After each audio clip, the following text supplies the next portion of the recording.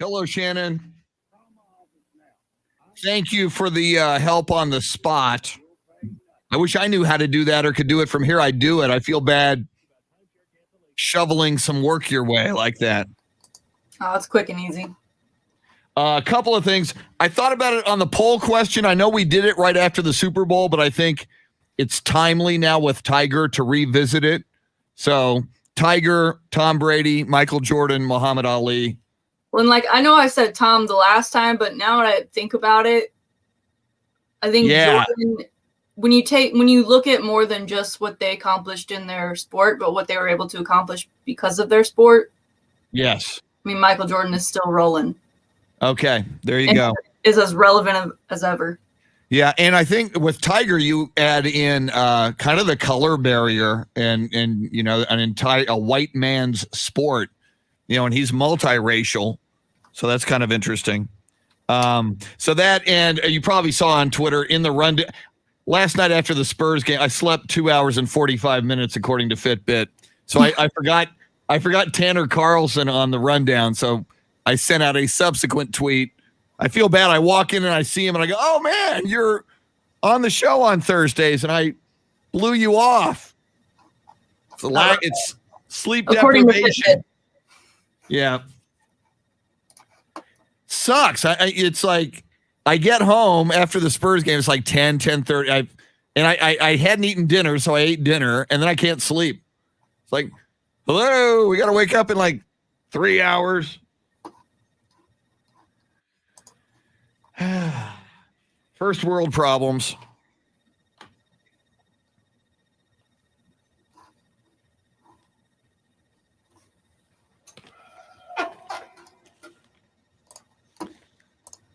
See if Facebook's happening yet. I think it is. Let me take a look. Woo! Jason Garcia gets in here early. Taro Kotani from Tokyo. Pendejo. I don't say your name on the radio. Yes, Serena should be on the list. I've only got 4 choices, though. And maybe I am a jerk for not putting Serena on the list. Sleep deprivation, once again. Give me 5 choices and Serena's on the list. But as always, and we'll say this, you can tweet us your choice of anybody not on the list, but Serena's a good choice, an excellent choice. Let's see. Let's do this radio thing. Here we go. Now, Chris Duel. It is a Throwback Thursday.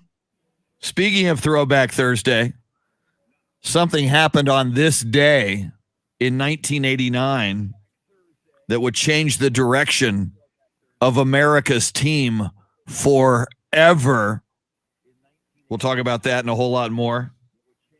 I like to let Jim Morrison and the Doors finish. Thank you, Mr. Mojo Rising. It is the Chris Duel Show. I'm Chris Duel along with Shannon Salty Sweeney, and we got a lot going on in the world of sports and in the world in general. We're going to get into all of it, from the latest on Tiger Woods and continued reaction to his accident. Spurs lose a heartbreaker last night. We'll talk NBA. It is crunch time for free agency and whether or not you're going to slap a franchise tag on a player like Dak Prescott. We've also got a list of the top 100 NFL free agents. We will walk through that. We know the second half of the NBA season and the Spurs. There's one other team I forgot. I think it was the Golden State Warriors, because the Spurs had to sit out a number of games between Valentine's Day and last night. The Spurs have the most backloaded second half of the season. They will play 40 games in 68 nights, including 11 back-to-backs. God help them. And God help those people who are on these Spurs radio broadcasts. I don't know who those people are, but God those suckers. Suckers. Radio people. Speaking of radio people, there she is. You know her, you love her, you can't get enough of her. I'm hoping she's caffeined up. She is the one, the only Shannon Salty Sweeney. What is up? I certainly am. I have my caramel cold foam cold brew with cinnamon on top. Is it a Dunkin' cold brew? It is a Dunkin'. Woo. I'm a little upset. I guess they're doing away with the straws because I didn't get one this morning. I got a giant lid with a giant hole in it. So they're doing away with the straws on a cold brew. That doesn't sound right. It's not right. If somebody wants a straw. My teeth aren't here for it. Yeah, let them have a straw. I like straws, believe it or not. So what is up with that? Sorry to the turtles, but I don't care about True. the turtles. And I think California might have been the first to go to paper straws only. And I know a lot of people are doing that. I know a lot of restaurants here went to them, and then all the complaints because the paper just, after a while, just withered away. Yeah, they kind of They get switch wet back. and they melt and they. Ugh. So, all right. Well, so Shannon, in the last 24 hours, what's new in your world? What's happening? What's been affecting your life since 21 hours ago? Well, affecting my life was that yesterday my mom and I went and picked up a dachshund puppy for my aunt who lives in Houston. She'll be coming in town this weekend to grab him, but it was quite an adventure. I live north. The pickup was south. The pickup was 4:00. Lady didn't show up with the dog till about 4:45, and then she talked our ear off, and then we had to sit in Mopac traffic and on the way back. And then we got this dog home, and he was covered in fleas. Oh my God! So many fleas, which has happened. Of a lot of our dogs. Where'd this dog come from? Apparently, he lived in a double wide beforehand. Okay. So I don't. He's from Craigslist. Not the first dog we've bought for my aunt on Craigslist, but he's beautiful and he's super sweet, and he was giving me lots of love and puppy kisses last night. But so many fleas. I mean, we've gotten dogs before, every now and then dog gets flea, whatever, no big deal. But I think my mom and I were bathing him in the sink for 30 minutes, just picking off flea after you think you're done, and then you see more, and it's and they're so hard to take off in general. Did you have any flea shampoo? I mean, how were you bathing the dog? So we had dog shampoo, but not flea shampoo. So I had to then go get some. Okay. And the store that I went to, I couldn't find any. It was all this bougie. I didn't know they made dog cologne, first of all. Oh my God. You're crazy. Neither did I. Dog cologne. And the only flea shampoo they had was on like a discount rack. It was like $3 for this giant bottle. And I'm like, well, this is all they have, but I'm sure it's on the discount rack for a reason. Probably doesn't work that well, but that's what we got. It said killed on contact, which is great. But now he just then he had a bunch of dead fleas on him, and then we still had to pick off, which is, again, is the hard part. Okay, a lot to unpack there, Shannon. Yeah. First of all, it took up more of my day than I intended it to. Yeah, the biggest headline for me, and I want to get to it, is dog cologne. But before we get to the dog cologne, which until 3 minutes ago I never knew existed ever, and I want to talk about it. But okay, this woman sells you a dachshund puppy. And first of all, for those of you scoring at home, if you listen to the show or if you've listened to Shannon over the years on the radio, you know she is a dachshund owner and a dachshund fan. So keeping the dachshund thing going in the family. You buy this dachshund on Craigslist. Can you reveal what you paid for the dachshund on Craigslist? I cannot. You cannot? Okay. I cannot. I can tell you that this person claims she's sold a dog to Paris Hilton. From a double wide trailer in South Austin. Mm-hmm. And she sold a dog to Paris Hilton. Just sell your dog. You don't need no stinking stories. Right. Well, and then she's like giving us the dog, and she's like, he's only organic. He needs goat milk with his food and this, that, and the other. And then you can give him these shots. And we're like, we're trying to get out of there because she's talking our ear off. It's 5:00. Traffic is getting horrible. And we've already waited for her for almost an hour. We're just trying to get out. So yeah, we'll give him a shot. No, we're not getting. No, they make vets. He's going to the vet. Yeah, we don't give the shots. And goat milk? No, he's getting the food that the other dogs get. About that, he will be well loved and well taken care of and very spoiled. But no. Yeah, no goat's milk, and we don't do shots. Yeah. And oh, by the way, if you're going to sell a dog on Craigslist, maybe avoid the fleas. I mean, that to me, that's A, she was late by 45 minutes. Yeah. B, she talks your ear off. That drives me crazy. And I think she was a flat earther. the dachshund had fleas. And then you make all these demands. Yeah. Now, you're giving the dachshund as a gift. Do you therefore not name the dachshund, or does the dachshund have a name? Well, so we helped my aunt find him. We got it for her in that she lives in Houston and the dog is from Austin. So it's not a gift from us. Our gift to her is that we're taking care of it until she gets there, along with our 3-pack that already lives at my parents' house and my dog that I bring over all the time. So last night we had 5 dachshunds running around. My goodness. Dachshunds throughout the family, 5 of them. It's a lot. Okay.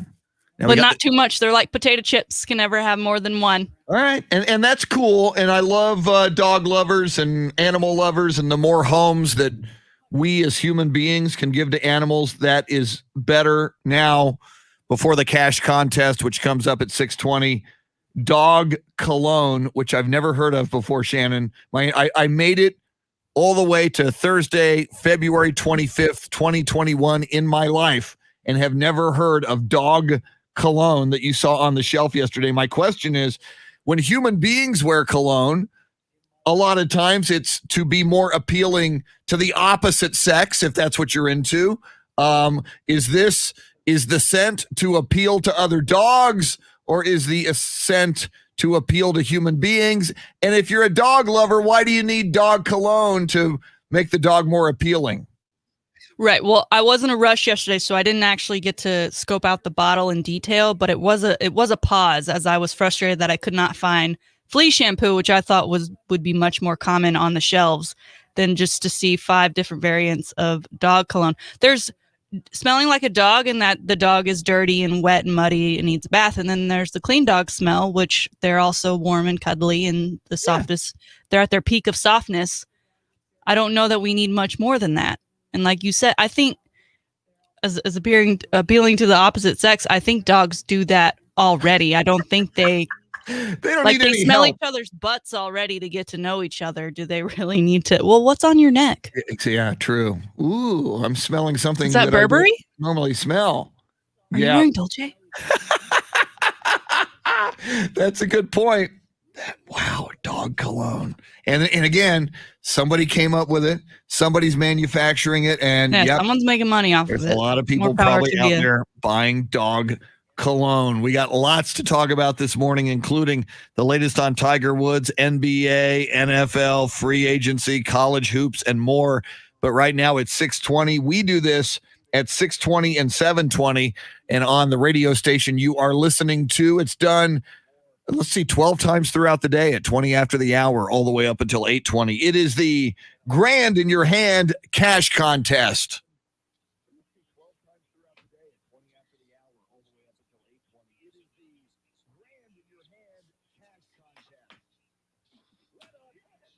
$100, $200. You'll get a confirmation text and info. Standard date. Nationwide contest. Once again, that's cash to $200, $200. Good luck. Good luck. We'll do that again at 7:20. We do it a lot at 20 after the hour all day long. Chris Duel show along with Shannon, Salty, Sweeney, and the man pushing the buttons who fired off that commercial for the Grand in Your Hand cash contest. Not as much a commercial as an alert, a prompt to text.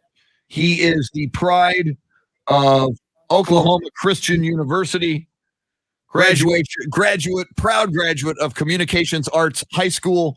And I do believe that every school should have a statue of its greatest graduate. So I truly believe that someday he will have his own statue at both schools, Oklahoma Christian University and Communications Arts High School in San Antonio. The man who saved us yesterday and got us on the air when Sam Freese didn't show up. Love you, biggest Puma. He is the beautiful, the talented, the lovely, the extraordinary, the soothsayer, seer, and anthropologist and Egyptologist. I almost said Sam Freese after all that because I just said his name and it's on my mind. Jeremy Fouts, how are you this morning? Good, thank you guys. So I was looking up why dogs sniff each other's butts because I've never actually known. I've never Googled that myself. So apparently there is like pheromones that are strongest in the butt area Ah. of dogs, and when they sniff it, it's like they went to your Facebook page or like read your resume or something. Like it tells them all kinds of different information via butt smell. Wow. It's also why they sniff humans' crotches, because that is like the equivalent of that area. Oh my God. Okay, I'm learning so much. Yeah. I'm learning so much in the very first segment. Before 6:30, I've learned there is dog cologne. And again, I've seen dogs do that sniffing thing my whole life. And I've never gone to an encyclopedia or asked a veterinarian or even Googled as to why. Yeah. And I gotta love your analogy. It's like a dog going to the other dog's Facebook page just to see what's up with that other dog. It says here it provides information to other dogs about everything from your pet's health and reproductive status, happiness, gender, owner, and diet. Wow. They can smell your butt and be like, he eats a lot of bananas. Wow. And what a bad attitude this guy has. I don't think so. He's not very happy. I think he might be a little depressed. I don't think we're gonna hook up. That's not for me. Man, what a weird start to the show. We are. Sorry. Yeah, no. You asked me what I did yesterday. I know. That's Yeah, what went we down. blame And you. if you want to see the dog, I just tweeted a picture of it. Oh, very cool. Just to show you that he was in fact worth the craziness that went down. I am going right now. He is awfully cute. And he doesn't have rabies. He just ate a puppuccino, so that's why he's literally has foam on his mouth. A puppuccino. Yeah. That is a great looking puppy. Yeah, That is an adorable dachshund puppy without rabies.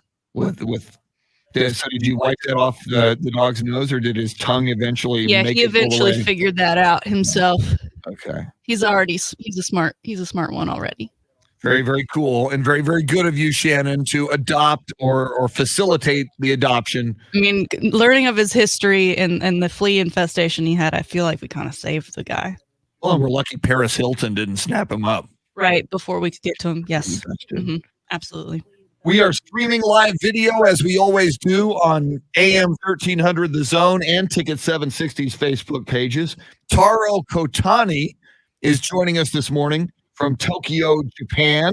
He is the greatest international Spurs fan. We've had him in studio.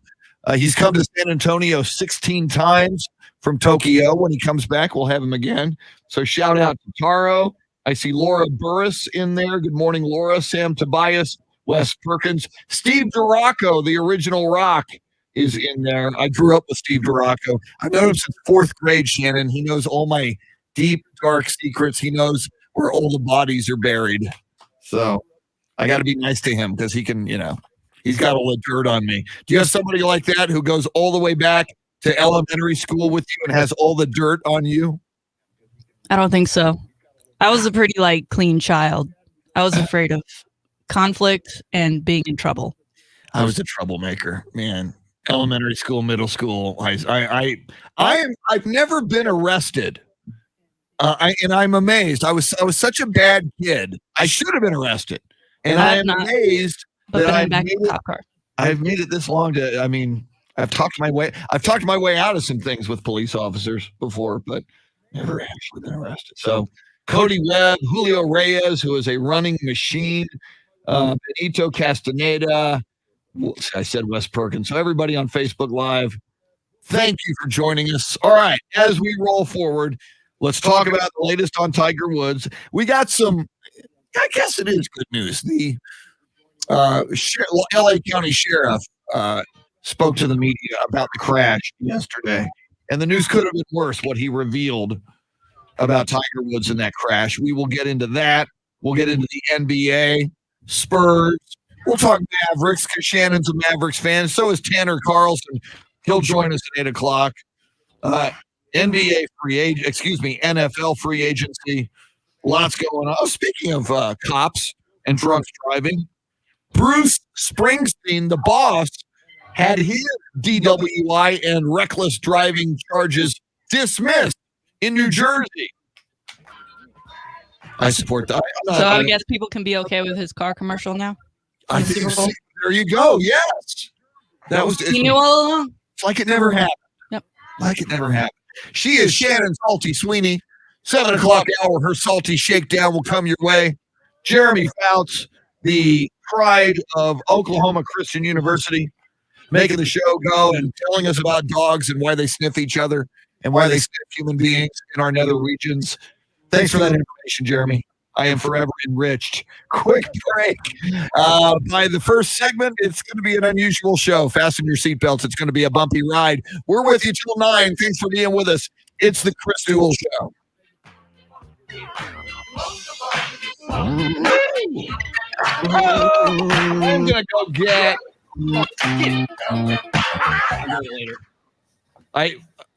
my tripod is in my car. Because I use the tripod for my iPhone for Spurs React. And last night we do Spurs React, and I fire up the video right at the beginning of Spurs React. And this has happened like 1 in 50 times on Facebook. It said, video failed. Please try again. It's like, we're already started. I don't have time to type up everything on the video. So Spurs lost anyway, so I went without. What else? I have to get Jeremy the rundown for the show. All the exciting things going on today's show in just 2 pages. I didn't get him that yet. I am sleep deprived today if you're just tuning in. According to Fitbit, only 2 hours and 45 minutes of sleep last night. So if I'm a little cranky, Cody Webb says, good morning, y'all, and long live Tom Landry. I'll go ahead and tell the Facebook Live people. Say what? It's Luisa's birthday today. Happy birthday. Whose birthday? I don't see it. It's up top. Up top. Alanis. Oh, Luisa Alanis. Yeah. Luisa, there you go. We will give you a shout out on the radio, darn it. Luisa, we appreciate you in here. You're in here most mornings. We do appreciate it, along with others like Wes Perkins, Laura Burris, Steve Duraco. A lot of you are regulars. Jason Garcia, Jeff McClanahan, Wes Perkins. Taro's a semi-regular. We appreciate it. Where are my pens?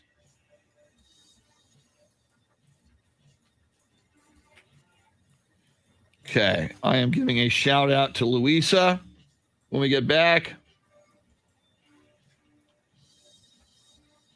And I'm going to give this rundown to Jeremy. I'm going to put my mask on because I believe in science and medicine. The earth is not flat and we did land on the moon. I don't know, man. I've seen some YouTubes in the shadows. Buzz Aldrin and Neil Armstrong. I mean, the shadows just are not in alignment. Idiot.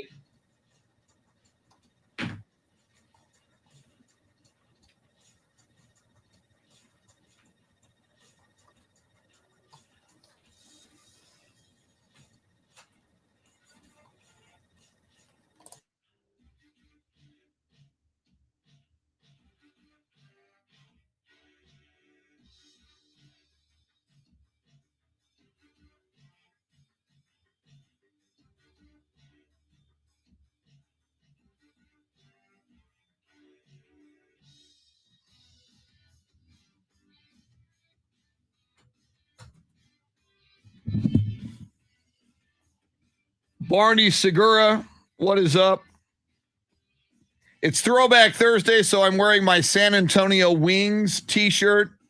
San Antonio Wings football team in the World Football League, 1975, Alamo Stadium.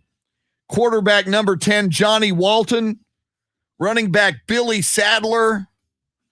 God, can I name any other San Antonio Wings? Saw them play the Hawaiians, and on that team was former Cowboy Dwayne Thomas. 3 Miami Dolphins from the 17-0 season left the Dolphins to go to the World Football League. Larry Zonka, Paul Warfield, and Jim Kick. They played for, I believe, the Memphis Southmen. And Steve Duraco, who is in here, and I, because we wanted to get into the games for free. We didn't care about capitalism, but we sold programs Programs, get your programs, yeah! Just to get in the games for free. So I'd be like carrying my programs, just watching the game. Woo! Go Wings! Hey, kid! Program, come on! I was like 15 years old. I didn't care. It's like, I don't care. I'm here for the game. I just did this to get in free.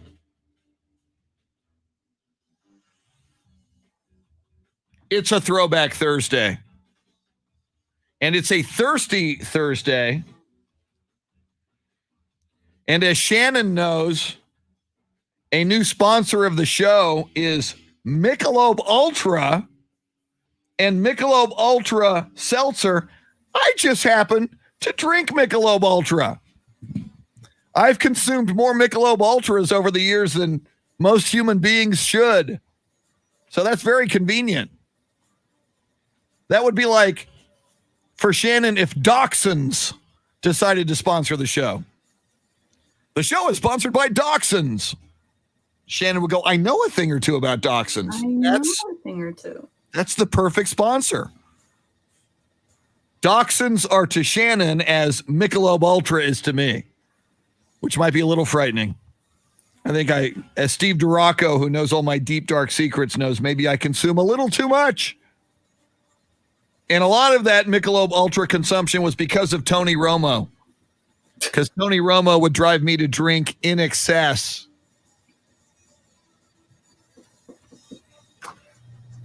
How nice it is to celebrate. Yeah, Dawn Hall, Track Smack Dawn, who we have on the show from time to time. She once got me all right, Michelle Johnson drinks Michelob Ultra. Woo! It's only 2.6 carbs, so you can drink a lot of it, is my theory. But yeah, Dawn Hall got me. I'll have to post a photo someday, a t-shirt that says, Romo makes me drink, and has a Cowboys star on it. So when Romo was the Cowboy quarterback, I would often wear that on a game day. Oh, I've got to send an email. Do I have time to do that? No. I'll do that in the next segment.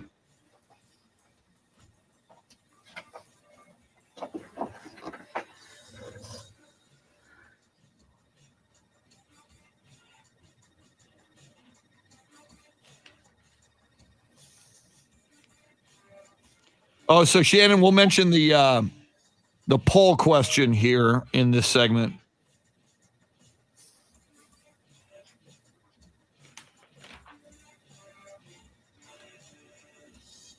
Yvonne Yancey McGowan, good morning. Cheerleader beer, Michelle Johnson from Marysville, Kansas. Says in Kansas, they call Michelob Ultra cheerleader beer. Interesting. I'm good with cheerleaders. Louisa will be drinking some Michelob Ultra today. Good for you on your birthday. You know, it tastes good. It's a light beer, not a lot of calories, and 2.6 carbs. Now, and I just started drinking them, the Michelob Ultra, Mick Ultra Organic Seltzer, which is cool.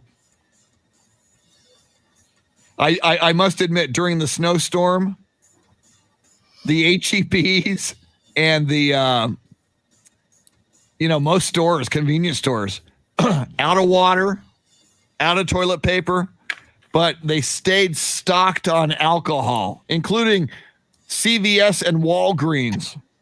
It's like the snowpocalypse. We're dying here. Food is no protein, no chicken, no fish, no fresh meat in the HEBs, but there was alcohol. I figured if I'm going to get through this, why the hell not? Wes Perkins says, loves me some Shiner Black. Very nice.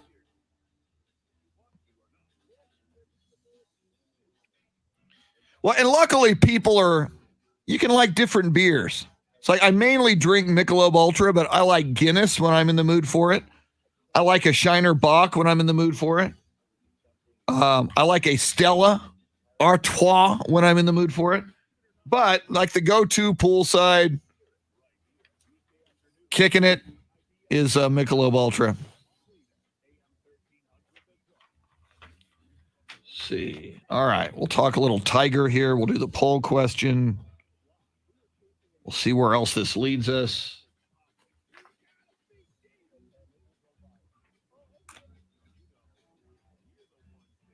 Modelo, Wes Perkins. There you go, brother. I loves me some Modelo. Bud Light Orange, yes. Surprisingly good. Here we go.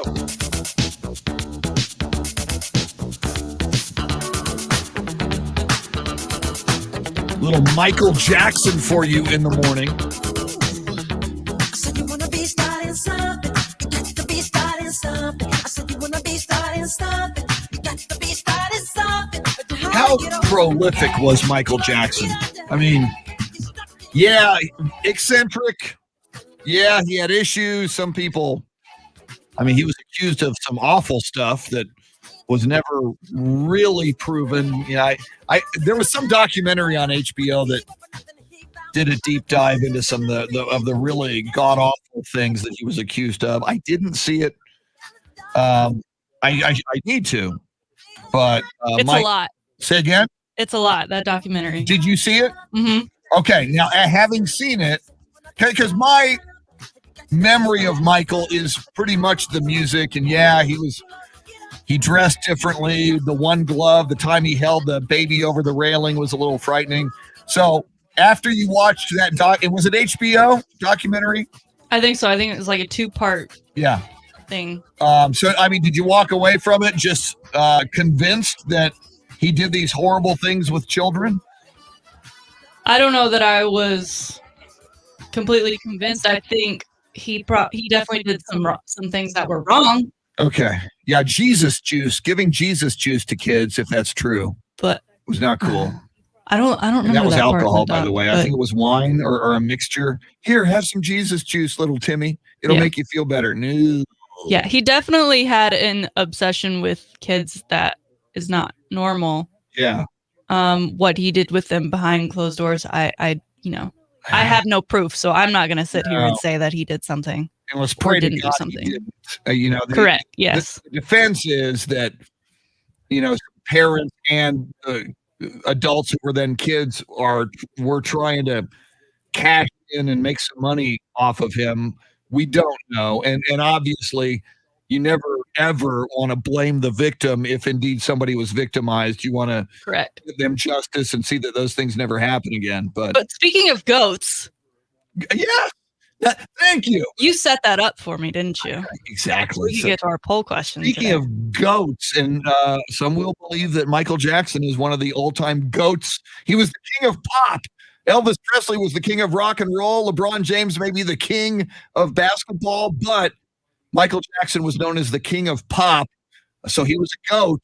What do you got for a poll question, Shannon? So we're posing this again, just I think after what happened with Tiger Woods, everyone is sort of, even though thank God he's still here with us, just kind of reflecting on the career he's had, especially with the unknowing of whether or not he will return to the golf course as a professional player. So we're asking, who is the GOAT of all GOATs?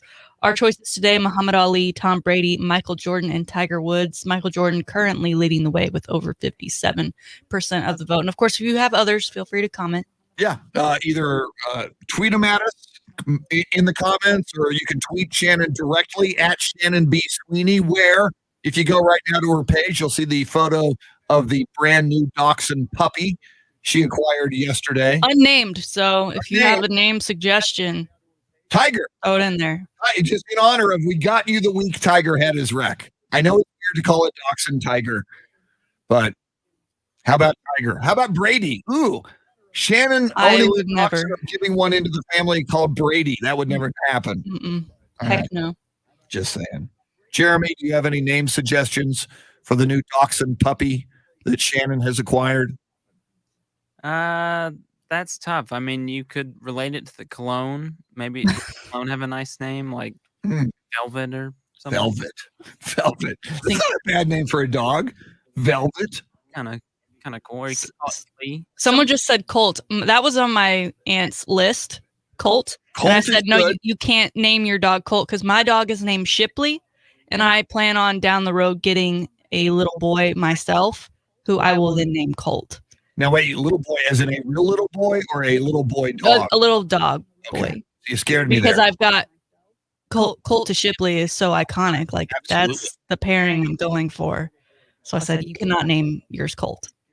Very true. But and by the way, he threw one in there just under the radar, Shannon and Jeremy. Another great name for this dog, Flea. We did think of that last night. Yeah. We were like, maybe he's trying to tell us something. So there's that. So yeah, and as Shannon mentioned on the poll question, and we kind of visited this question or a very similar question after Tom Brady won the Super Bowl, but now that Tiger Woods is really on our minds this week after the accident, we think it's a good idea to sample you again. We've all been thinking of Tiger, so where does he stand now among? And there's only 4 choices on Twitter, so we listed Muhammad Ali, who was the self-proclaimed but pretty much considered the greatest in boxing. Michael Jordan, Tom Brady, and Tiger Woods. Immediately, somebody said on Facebook Live this morning, and I agree, she should be in the mix, Serena Williams, and all dudes on the GOAT question, yes, there should be a woman on board. Let's ask you this, Shannon. Is Serena Williams the greatest, the GOAT of all female athletes ever? We might have to make that a poll question, maybe as soon as tomorrow. Who is the greatest female sports GOAT ever? And by the way, I heard Megan Rapinoe yesterday scored 2 goals. Team USA beat Argentina in women's soccer. I think Megan's got to be on a GOAT list, a top 10 or a top 20. But is Serena Williams the greatest female athlete ever? I think you have to say Serena Williams. And like you mentioned, Megan Rapinoe, yeah, the U.S. woman playing in the She Believes Cup. I think the next people that come to mind are those soccer players because they, just like Serena, are the few that have been on a world stage, in a world stage that shined pretty bright during that time. Because I don't know, then I guess maybe you look at Olympians and swimmers and things like that. But I mean, you think female athlete, I think the first name that's popping up is Serena Williams. And unfortunately, she bowed out at the semifinals in the Australian Open. So she's still chasing that next major. People asked her if she was retiring at her press conference at the end. She got really emotional about it. I don't, let her do her own thing on her. She will tell you when she is retiring. Yeah. We don't need to keep asking her about it. But for today, we posted this question or the similar version of it after Tom won his 7th Super Bowl. So I was on the Tom train, believe it or not, and voted for Tom Brady in our poll question. But having been now a couple of weeks removed and thinking about it again, I'm now saying Michael Jordan because it's, to me, when you talk about a GOAT, it's not just about what they've done in their professional sport, but what they have done outside of it and what they possibly continue to do. And Michael Jordan is just as relevant as ever, from the brand Jordan, from the ownership he has, NASCAR, basketball, Hanes. Yeah. I mean, the guy's everywhere. He just put out who else has a 10-part docu-series about themselves that finishes and people are still like, more, please. There's more. We know there's more. Yeah. Yeah, so, you make a great point. I'm going Michael Jordan today. I think a lot of people, he's now up to 59% in our poll. A lot of guys voting for him as well. Yeah, but although I will also say, and you make a great case for Michael Jordan, and when you look at the whole body of a lifetime and impact on sports and the world, certainly Michael Jordan may darn well be the GOAT of all GOATs. But Muhammad Ali, having lived through when he was boxing and a little bit beyond that, he was a global icon. I mean, he would show up in Zaire in Africa. He would show up at remote countries, locations around the world, and it was like the Pope was coming, or right. Maybe even Jesus himself. Whenever somebody makes that comparison, people freak out. I'm not saying that to be blasphemous or freak anybody out. But I mean, it was. If you imagine, who would bring a throng of tens of thousands of people who just want to get a glimpse of this person. Right. Ali did that globally, and it was amazing. And Ali did a couple of things as well. Took a stand for African Americans. He converted to Islam. He spoke out alongside people like Malcolm X and Dr. Martin Luther King Jr.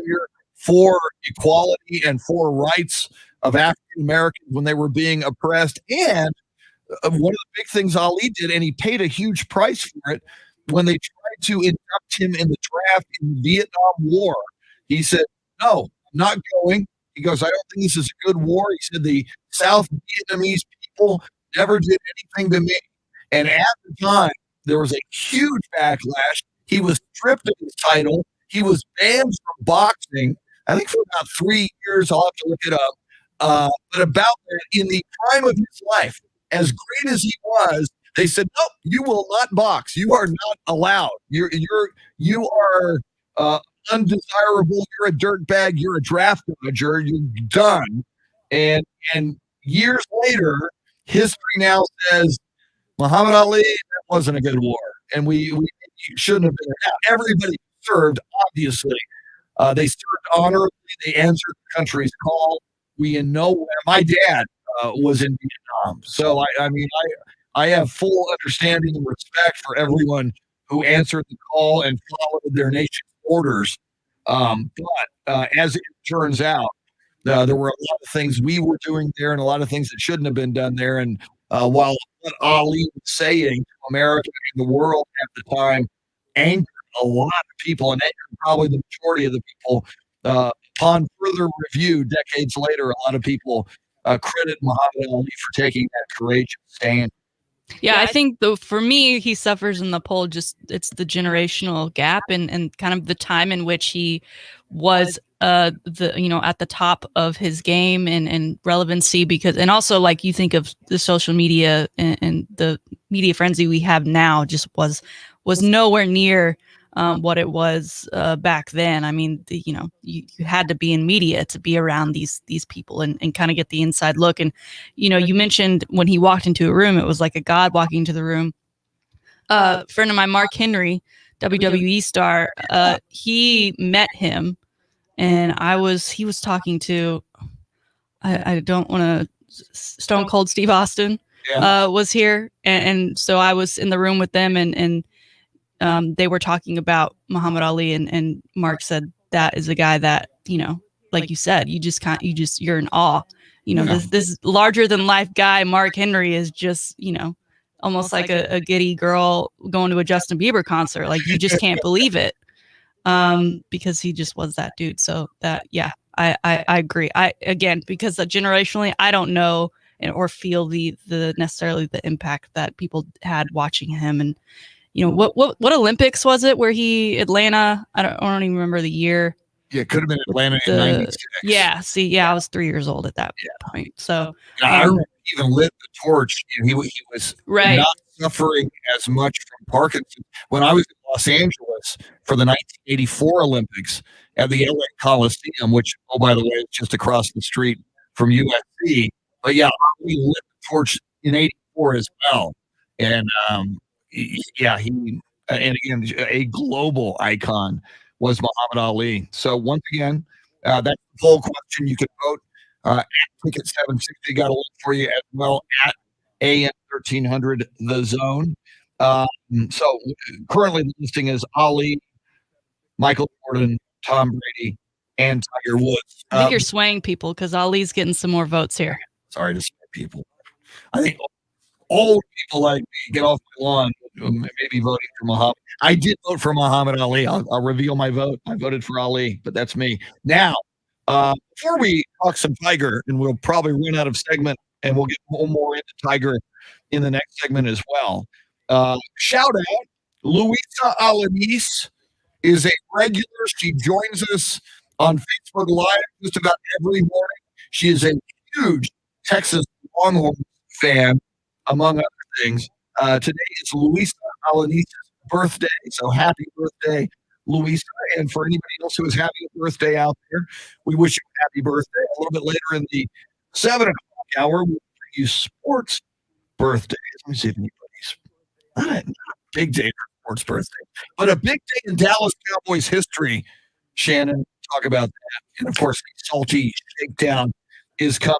Now, Tiger Woods, what we did here yesterday, and we can react more to this a little bit later as well. The LA County Sheriff had a press conference, and he said Tiger Woods was not under the influence of alcohol or narcotics, that this was just an accident, and no charges will be filed against Tiger Woods. And Shannon, as we all pray for and hope for Tiger Woods' full recovery, that's good news. As much of a roller coaster as Tiger Woods' life has been, and there's been some dark moments, it's good to hear that would have made this bad situation even worse had we known he was, inebriated in some way. Yeah, and good to put this bad rumor to rest, so he can focus on his recovery and not having to dispel, anybody kind of coming after him for a wrongdoing. It was ruled purely an accident. Accidents happen, unfortunately, and this one was a doozy.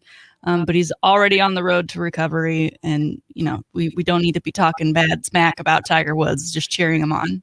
Huge points. It seemed like some people on social media were like hoping for it. Yeah, and I saw articles yesterday about his extracurriculars, with various women back. I'm like, no. Yeah, this is not the time to read. We are not. Exactly. It's like when Kobe died, bringing up some really bad stuff about Kobe. Yeah. Quick break, more coming up. She's Shannon. He's Jeremy. I'm Chris. Chris Duel Show till 9. All right, I'm going to go get that tripod before I forget. Happy birthday, Louisa. I'll be back in like 3 minutes because Tanner needs the tripod when he gets in here. I'm a giver. I'm like the Gandhi of San Antonio, only I dress differently. Yeah, I did a name drop edited for radio, but that's like the only story I have about Muhammad of someone who actually met him. And yeah, Mark Henry. I don't know. Mark Henry is around the Austin studios like all the time. He just hasn't been the last year, but he is a good guy. Yeah. I had no idea who he was. Yeah. For the longest time, but he is so nice. He used to bring me donuts every morning. I miss that. When I was sitting on the sports buffet a few years ago, when it was simulcast, he was on a number of times. So he's here a lot. Semi-talked with him. Yeah, good guy.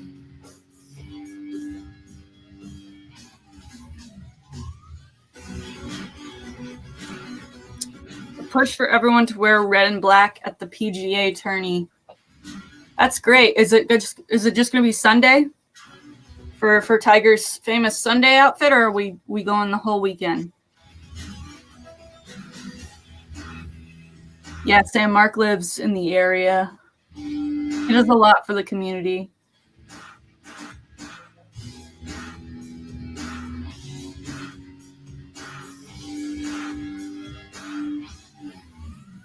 Sunday. Yeah, that's great.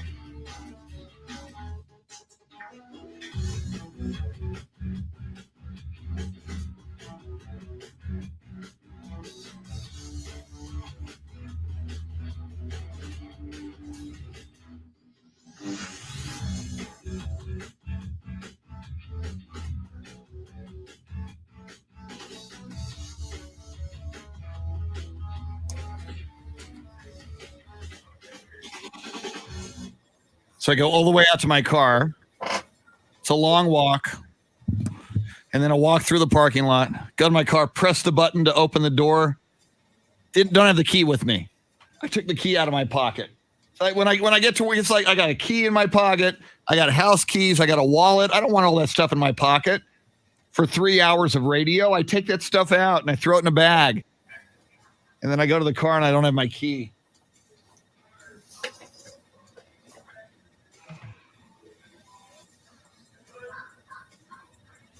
When you were sleep deprived, you were more forgetful. I have found that out. True story. Hand sanitizer. So I believe in medicine and science. Science.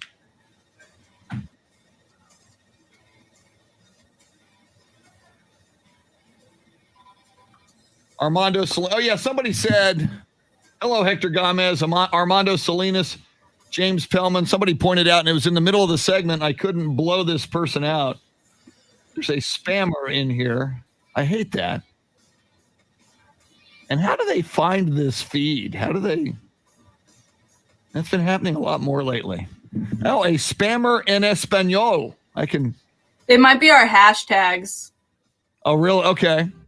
That I throw, because usually for the description, I just take whatever you tweet and do that. And so if they're looking through hashtags. Well, that's good. It shows some people are finding us through hashtags. That's a good thing.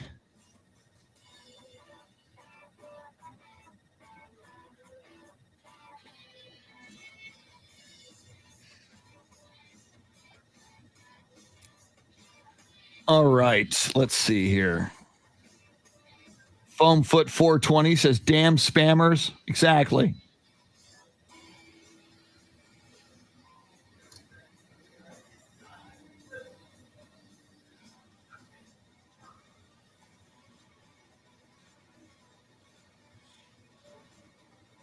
James, I don't know that person, but we'll put you down for that. The one and only GOAT, Ken Climo, 12-time disc golf world champion. If we had more choices on the poll, that could happen. Yeah, I found that spammer, Sam, and deleted and banned him or her from the feed. Let's see.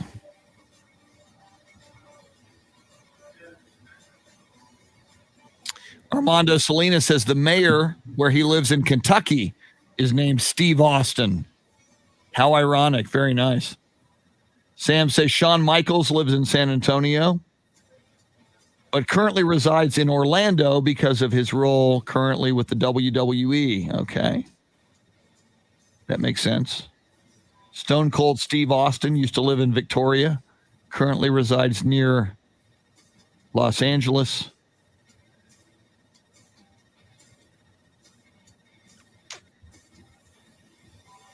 Erasmo Hernandez. Does anybody remember Tom Brady and the Patriots got caught cheating multiple times and changed rules? Yep, there are people out there who still dislike that. Wow, Wes Perkins with the Nadia Comaneci reference. Wes, she is before your time. I believe she was the 1976 Montreal Olympics, I think. 76-ish. And she wound up, she was a gymnast in the Olympics from, Romania? Something like that. It's probably not Romania, but a country near there. And she either won gold, but she was very, very young. She was like 16, 15 and became a phenomenon and played a musical piece or a musical piece was played when she performed. And Wes, being a musician and a band director, probably knows this, and his bands have probably played it. It was called Nadia's Theme, and it became so popular in America on top 40 radio in America. It got a lot of airplay and it rose up the top 40. I don't know where it peaked at, but it became a big thing from one of the least likely of sources.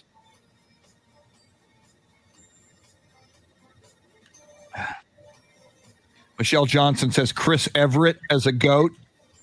Yeah, in that era, though, as you know, Michelle, I'm sure, Martina Navratilova, seemed to, Chris Everett was America's sweetheart, but Martina came in and pretty much dominated. I would be interested, and I'm pretty sure it is Serena by now, but I would be interested to compare Serena Williams' tournament championships and majors to Martina. I got a feeling by now Serena probably has the lead, but I can't say that with certainty. Whoa, Michelle, okay. Yeah, two of you are saying that. Hector and Michelle say Nadia Comaneci got a perfect 10 at the Olympics. Beth Settle, good morning. Good morning, Beth, at 7:04. Michael Phelps, 23 gold medals. Is it 23, Louisa? Yeah, then Michael Phelps needs to be in the discussion. He's probably top 10, top 15. It's a great question. His issue is we only think about him during the Olympics. That's a good point. And Shannon, when you add in overall impact, other than positive impact for the weed industry. Yeah. Or I know he advocates a lot for mental health. Okay. Good for but again, he's hard to come by. He's been in a couple commercials lately, but I think that was part of because we should have had a Summer Olympics, and we're in holding for the current Summer Olympics still. Hey, once again, I get out a little early because of the next segment, so maybe 25-ish. 25, yeah. Here we come.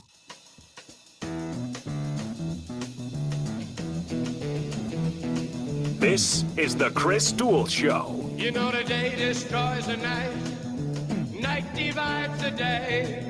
Try to run, try to hide, break on through to the other side. Break on through to the other side. Break on through to the other side, yeah. Now, Chris Duel. It is a throwback Thursday. It is a thirsty Thursday. I don't know which, I guess throwback's more of a thing than thirsty, but hey, we're all thirsty. Shannon guzzling her Dunkin' Donuts. I forget what it was. Frappuccino, Mocha, Supreme. What are you drinking from Dunkin'? Caramel cold brew. See, I'm so old school. I still say Dunkin' Donuts, and nobody's said that it's just since Dunkin'. 1989. It's just Dunkin'. Didn't they officially change their name to just Dunkin'? I think they did. Because they want to be known also for their coffee and not just their donuts. Exactly. I know. So, all right, what do you drink? I know it's a cold brew without a straw, not by choice. They didn't give you a straw this morning, but what were you or are you drinking from Dunkin' this morning to ingest the caffeine that we need to make it through this show? Caramel cold brew with cloud foam and cinnamon sprinkled dust on top. Nice. Cinnamon sprinkled dust and cloud foam. Are there multiple varieties of foam? Can you get like rainbow foam and cloud foam and I think they just call it cloud because it typically sits on top of the rest of the drink. Okay. Looks like a cloud. Cool. Have you finished? Are you No, do you nurse that caramel cold brew cloud foam sprinkled drink? I'm not a quick drinker or eater, so yes. Yeah, which is good. Yeah. If you ever eat dinner with me, because a lot of people talk with their mouth full and don't do that. Like eat and then talk. So we're going to have a long, nice meal. I had this conversation last night, actually. It's like, and we should have dinner at some point, Shannon, for crying out loud. And Jeremy will be invited because we work together, so we should. But it's I had this conversation with my wife about, like during the Spurs game, I didn't have dinner last night until after the Spurs broadcast because if I have dinner, I want to enjoy the meal. I want to savor the meal. I want to enjoy it. And I even don't like it. Like if it's a gathering of people having a dinner, I mean, kind of a small dinner. If it was you and me and Jeremy, that'd be all right. If it's like 5 or 6 people and there's a constant See, to me, it's so exhausting when someone's talking and I'm eating. I feel rude. It's like I'm supposed to be giving you attention. Full attention, yeah. So if you're talking and I'm shoveling food into my mouth, then I feel like I whenever there's a bunch of people having a dinner, I don't feel comfortable. I don't enjoy the meal. It's kind of an ordeal. It's like, all right, I'm going to try to get this bite in. Nobody's talking. I'm not rude. So yeah. And I know right now, like in Austin, a lot of places have table restrictions. Like you can only be there an hour and a half because restaurants are limited on capacity. So they want to be able to get as many patrons in as possible. But I can eat a full meal, drink, appetizer, regular meal, dessert if I feel like it, still separately without you saying, all right, let's get this order in all at once. Yes. And we'll throw it all on your table, and you don't rush me like that. No. I get bloated. I don't want heartburn. Well, and apparently in Europe, like a dinner is like a 2 or a 3 hour, it's like, oh yeah, relax. You have I think that's mostly because, I mean, I know they say it's cultural, but I know, I feel like in France, it's because the waiters are all out back smoking cigarettes for way too long. That's right. They come back and check on you. You've experienced a lot of that. Yeah.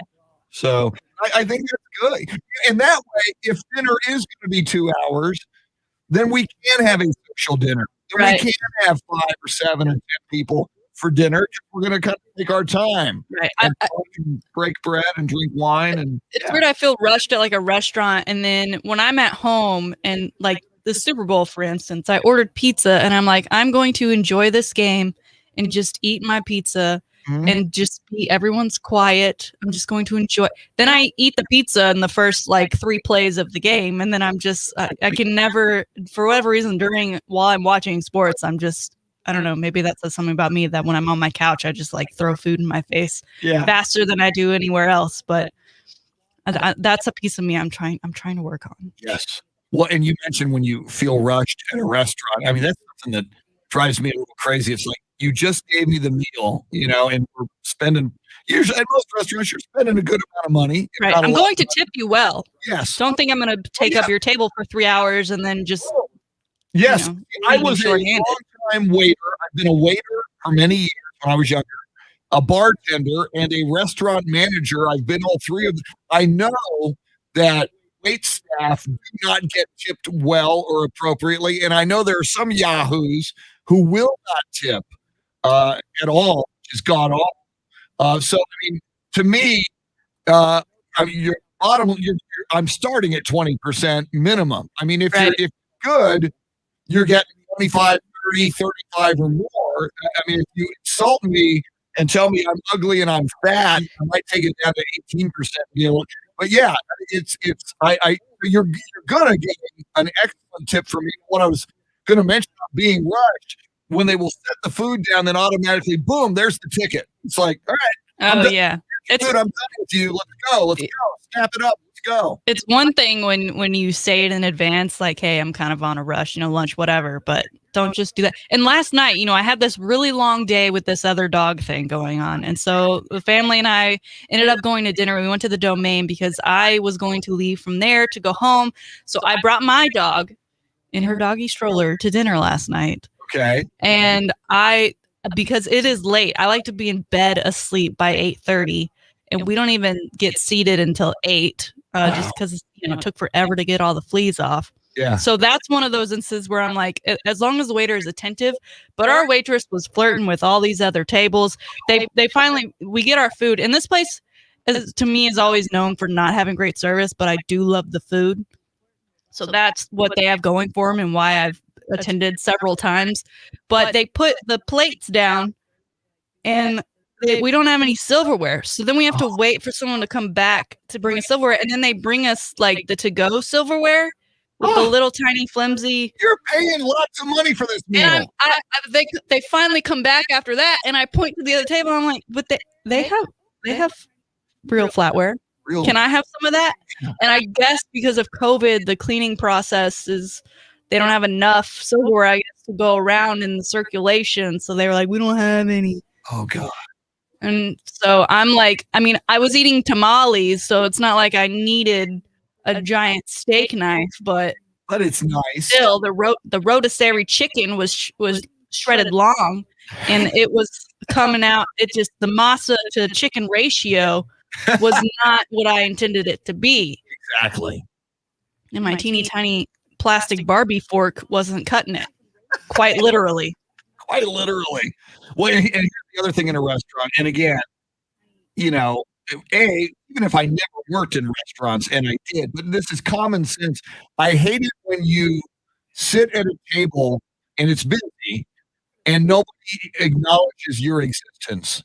And all I need, I didn't feel invisible enough already. all I need is a nanosecond of eye contact and just say, I'll be right with you. I know you're busy. And even if I'm not your table, just someone will be right with you. I'm a customer. I'm paying money. I exist on this earth. I'm always amazed when you sit at a table and you'll see 1, 2, 3, 7 wait people go by and not even look at you. And you're like, am I going to eat tonight? Am I going to sit here for 30 minutes? Do I need to raise my hand, plead for you to recognize my existence on the face of this earth? So all you got to do, say, I'll be right. Hey, I'm a little busy. I'll be right there. I get it. Right. And also with COVID, we went to a restaurant a couple of weeks ago and we got sat in the most cornerest portion of the restaurant. So we're already having a hard time swiveling our heads to like make eye contact with the waiter. But because of COVID and they can't like kind of be around as much as they typically would, you know, when they're waiting on other people, they have a place in the back where they had like a cloth, a curtain to, I guess, stand behind so they don't ruin the ambiance of the restaurant. And I'm like, okay, but now I can't. Yeah. This is spicy. I need more water. I need it. It's too spicy. Well, and that's the other thing too. Just make sure if you're a waiter or a waitress or a wait person, you look at drinks. Do they need a refill? Can I get you a refill? And when somebody sits down, obviously a lot of us drink adult beverages. We'd really like one. But even if you're busy, you slap some water on the table and they're okay for a while. Are we coming off as high maintenance or are we making valid points? People need to tell us because I know I can be high maintenance at some things. Most of my life I'm pretty lackadaisical, but I think maybe I'm delusional, and I guess sometimes I'm delusional. I don't think we're being high maintenance. I think this is just common sense. It's like if you're busy and you can't get to the table, I get it. God love you. Just give me a nod. You'll be here soon, or you're trying. And I know it's COVID, and so there's less support around them, right? But we're going on almost a year now. Yeah. So we have to have had something figured out. And one more thing. I swear to God, talk sports this morning. One more pet peeve. Because my wife drinks Chardonnay. That's what she drinks. I drink beer. It's usually Michelob Ultra. We had that conversation on Facebook Live earlier. So my wife drinks Chardonnay. That's not too exotic. No. That's not like, ooh, my God, we don't have that. So many times we go into a restaurant and go, oh, we're all out of Chardonnay. We can get you something else. We've got red. It's like, whoa. Yeah. And do you not have it, or do you not want to open the bottle for it? Yeah. And I love this place. I tell you, they put crack in their Fresca salsa and I love it. I may even snort it next time I go in there. Chewy. I love Chewy. Great. The food is great. The classic Tex-Mex enchilada platter. If I had a last meal and you were going to execute me in Huntsville, that might be my last meal from Chewy's. Please give me the Fresca salsa and chips as well before you give me the lethal injection, Governor Greg Abbott. But a lot of times it's like, oh, I'll have a Michelob Ultra and my wife will have a Chardonnay. Oh, I'm sorry, we're out of Chardonnay. Now, I know this, Shannon, as a former restaurant manager. I managed a restaurant called Islands in Marina del Rey, California, way back in the day. But you have statistics. You know how much Chardonnay you sell every week. So when you order Chardonnay for next week, you typically order 20% more than you sold last week and over the last few weeks, so that you don't do something like run out of Chardonnay for one of your customers. You have data, you have statistics, so you order enough so you don't run out. And for Chewy's, where most people are probably ordering margaritas. Yes. Like, who came in here and drank all the Chardonnay? Exactly. It was probably my He doesn't. And we haven't resupplied since you were last here. Yeah. Although I probably drive her to drink. Romo drove me to drink when he was quarterback of the Dallas Cowboys. Well, now it's just Jerry because we don't have a quarterback. Speaking of Jerry, on this day, I'm kind of giving it away a lot, and we'll get into it here in the next segment. This day in Cowboys history, 1989, something happened. I'm just saying. So we will do the cash contest here in a second, but I do want to get Shannon into NBA basketball. We'll talk certainly the Spurs. Spurs lose a heartbreaker last night. They were shorthanded. It was a valiant effort. They were there at the end. They had the ball with the game tied 99-99 with 10 seconds remaining. So the worst is going to be overtime, correct? Mm-hmm. Nope. Patty Mills double dribbled with 3.9 seconds left. Oklahoma City gets the ball. And Lou Dort, that's a good name for you. Lou Dort hit the three-point shot. By the way, a wide open three-point shot. The guy who's supposed to cover him defensively on that play, Patty Mills. We're going to hate on Patty Mills today. Patty, you had a rough final 10 seconds of the ball game. You had one job. You had one job. Well, in your one job, I'll get into that. Let's do the cash giveaway, then we'll get into the one job again. God, we're cranky on this segment. I don't know. You got me going on restaurant.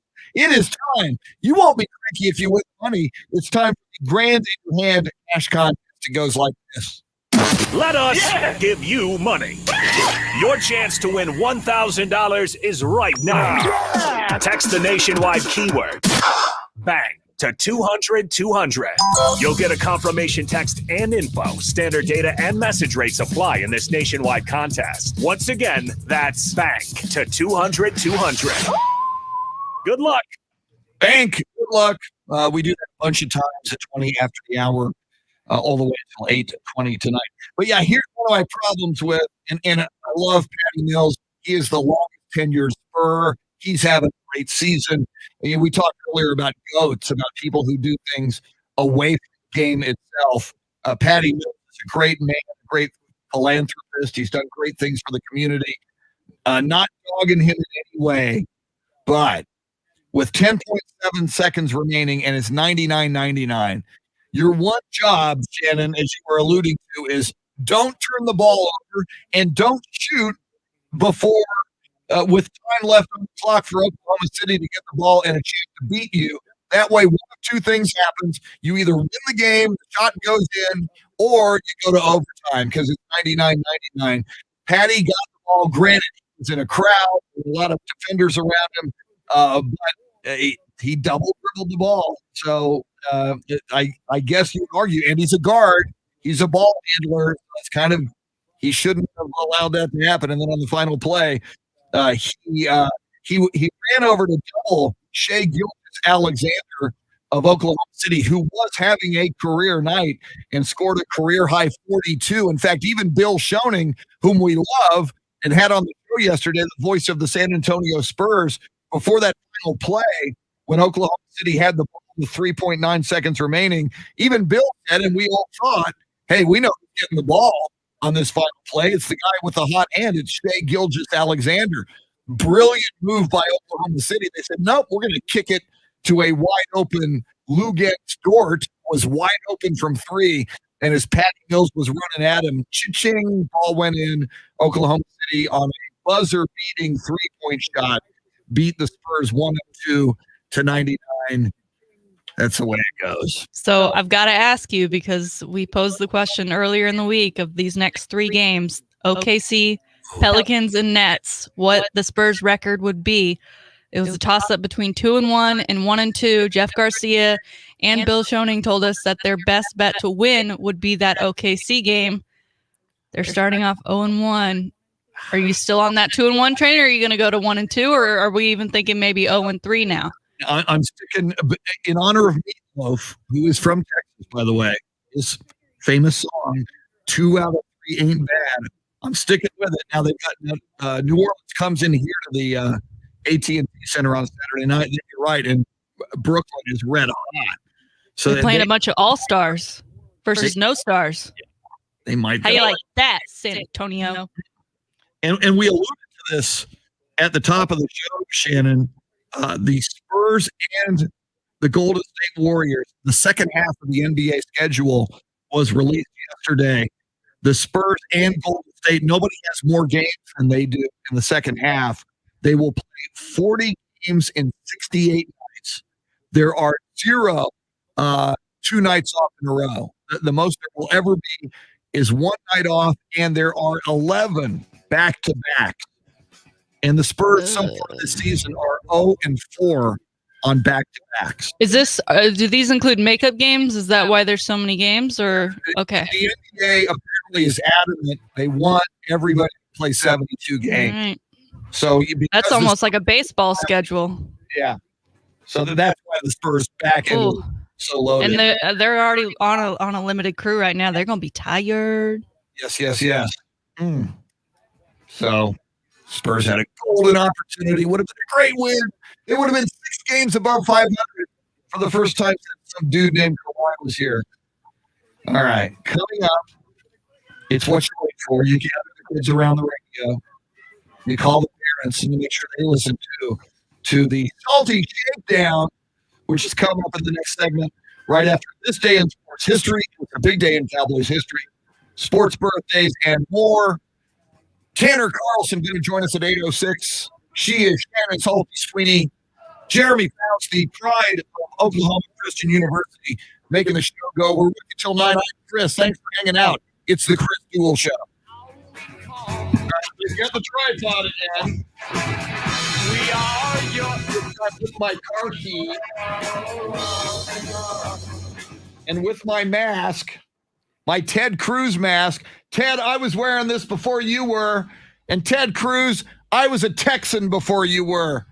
Mr. Canadian, just saying.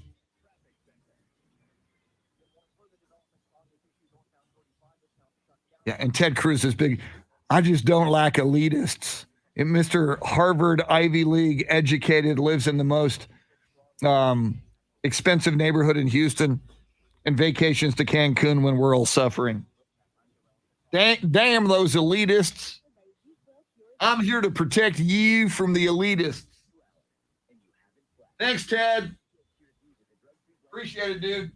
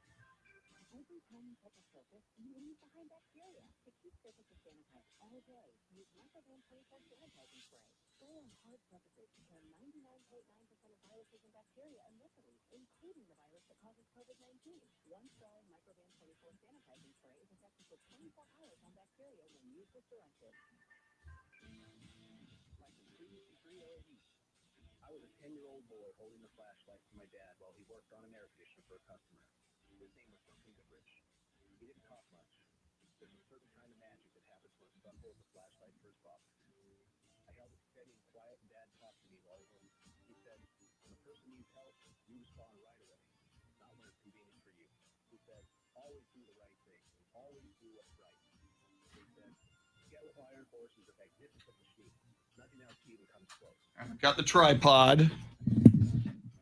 Alan Green, good morning.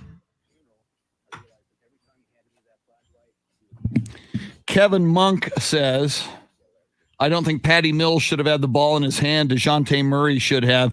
Yeah, you can make an argument for that. DeJounte was having a great game. 27 points for DeJounte. I think that was only 2 shy of his career high. So.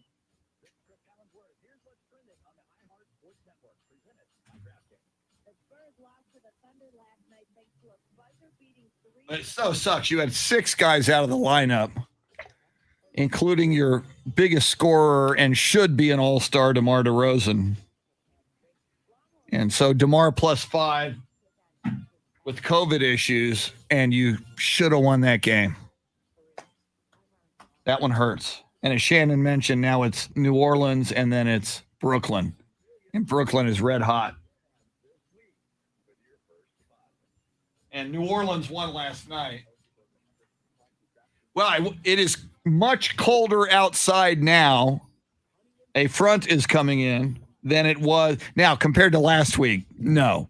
It's like 55 and windy right now. So, but when I came in, it was like 62 and muggy and no wind and humid this morning.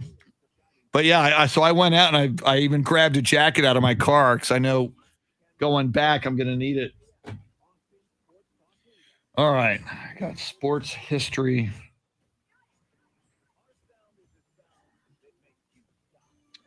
Sports birthdays.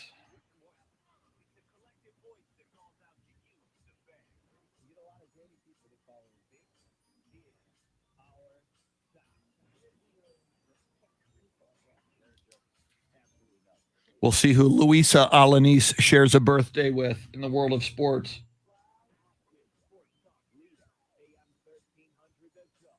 Oh, and I wrote down, let me see if I can find them. There were some notable celebrity birthdays, including one of my icons, one of my gods.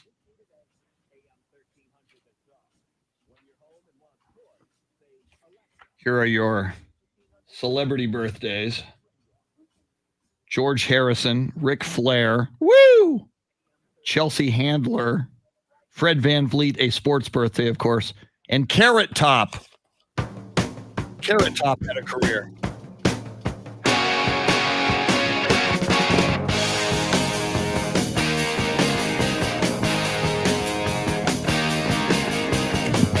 You show us everything you got.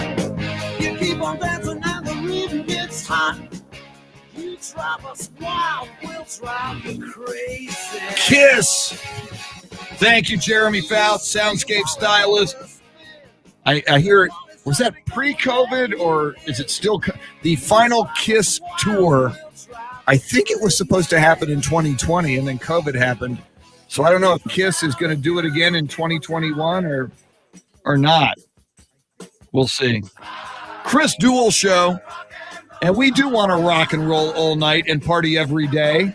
Shannon Salty Sweeney just moments away from her salty shakedown. 8:06 Tanner Carlson. Huge Cowboys freak. Maybe we'll talk some Dak Prescott and some Cowboys with Tanner. He's a Mavericks fan. Mavericks starting to turn it around after a bumpy start to the season. Shannon, of course, a Mavericks fan also. So we'll talk some NBA. Utah, speaking of NBA, we'll get into it. Utah Jazz beat the Lakers last night. So Utah keeps winning. That is 4 losses in a row for the Lakers and their largest loss of the year last night to the Jazz. So we'll get into all of that. But let's get this party started right now with this day in sports history.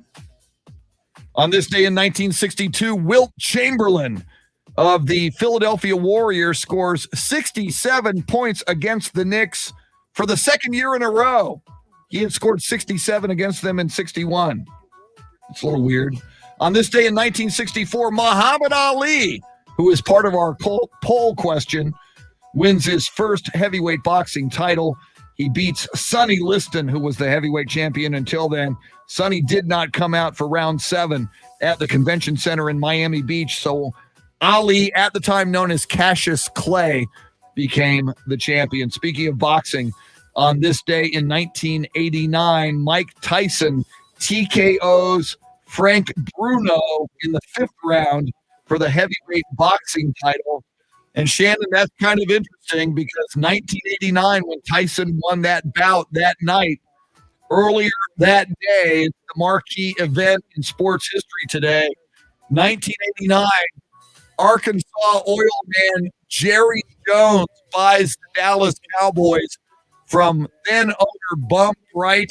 He fires Tom Landry, the head coach, and installs Jimmy Johnson as head coach.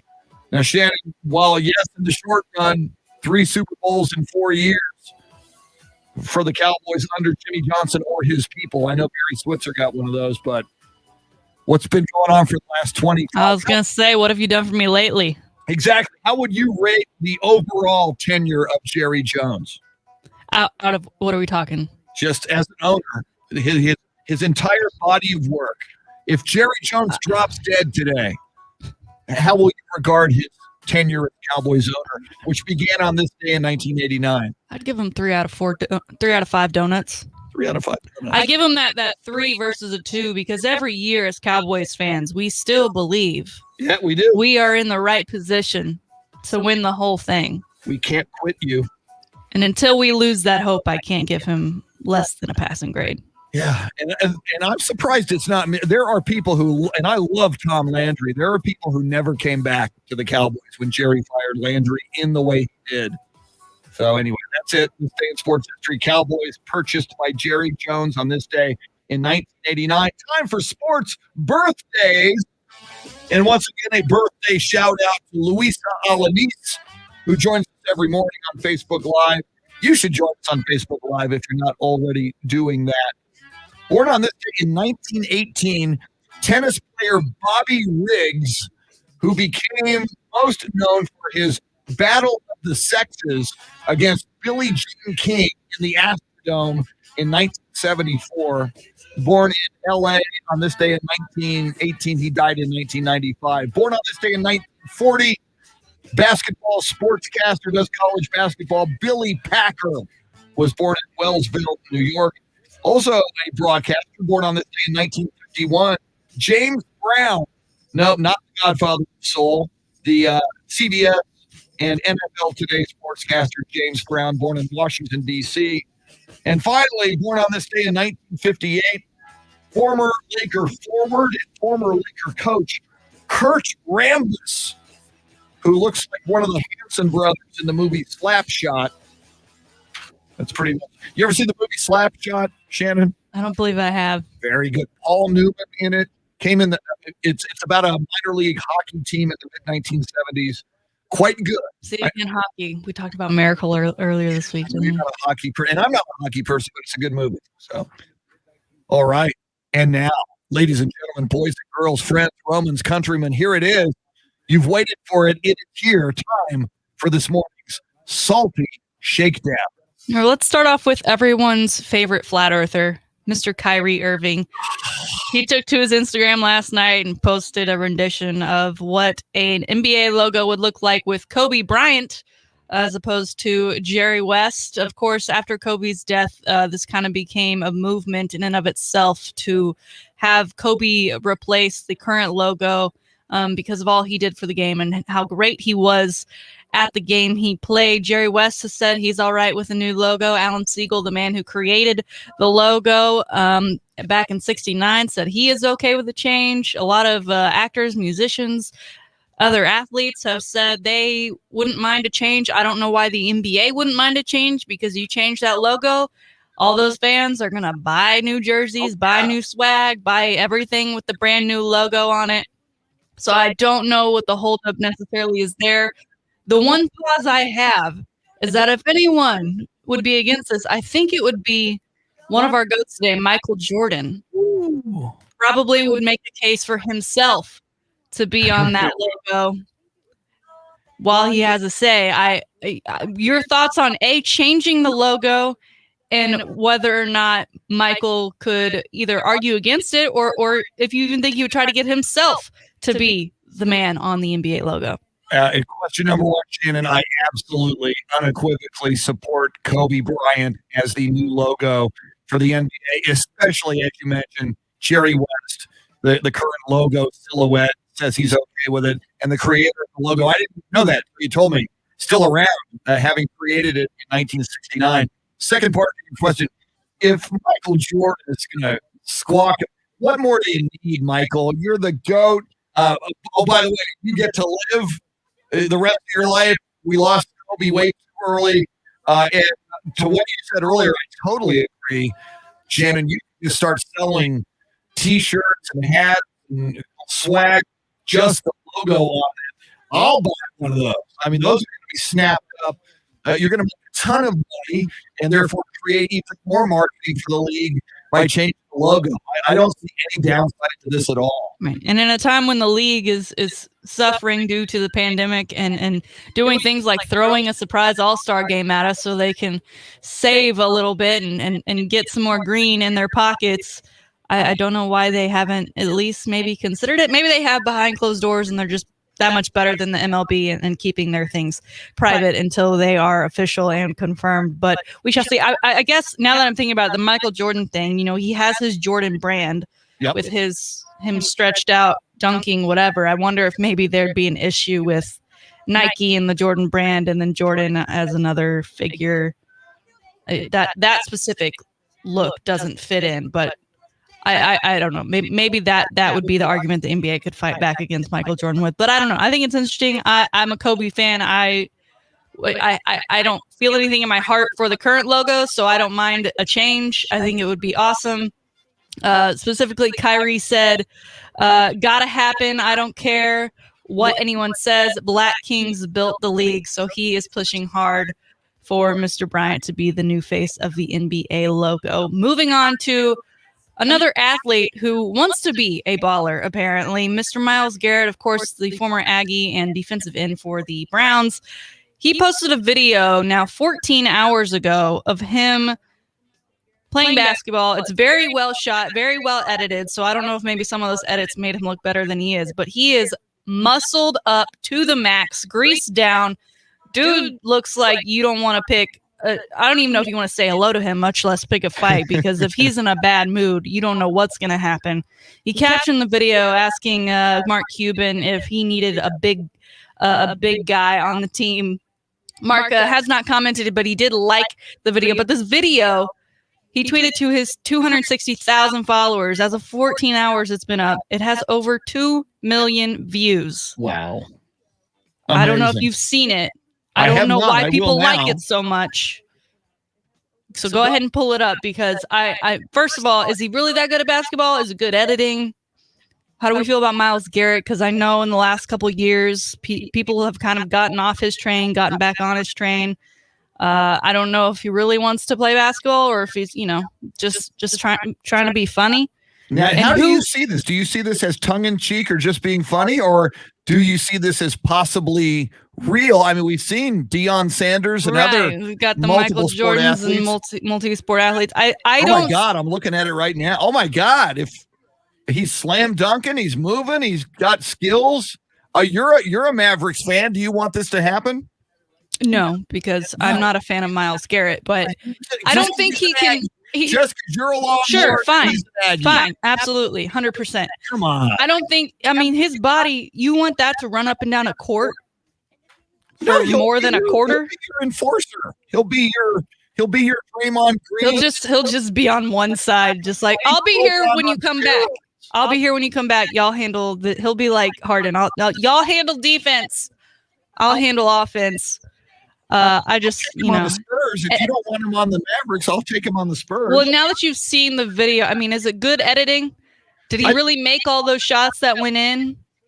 I mean, it was they probably edit. I mean, you can't edit the slam dunk, and he's dribbling between the legs and kind of a reverse layup. So he's got a weird looking shot, like on that step back. I'm like, what?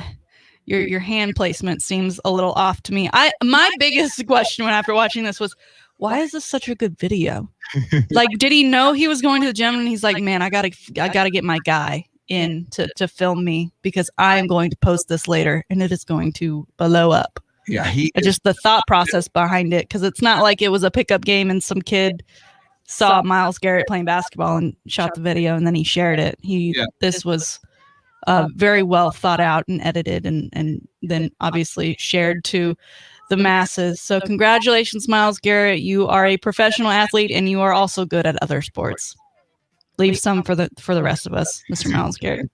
All right, now kind of moving away from sports for a minute, which we've done a lot of today. I apologize for that, but you asked me what my day was like yesterday, and I blame you and the Dachshund. And that got away from us there. But I saw this morning, and you, sir, as you mentioned quite often, you are a fan of science. Science. You believe in science, and there is a story.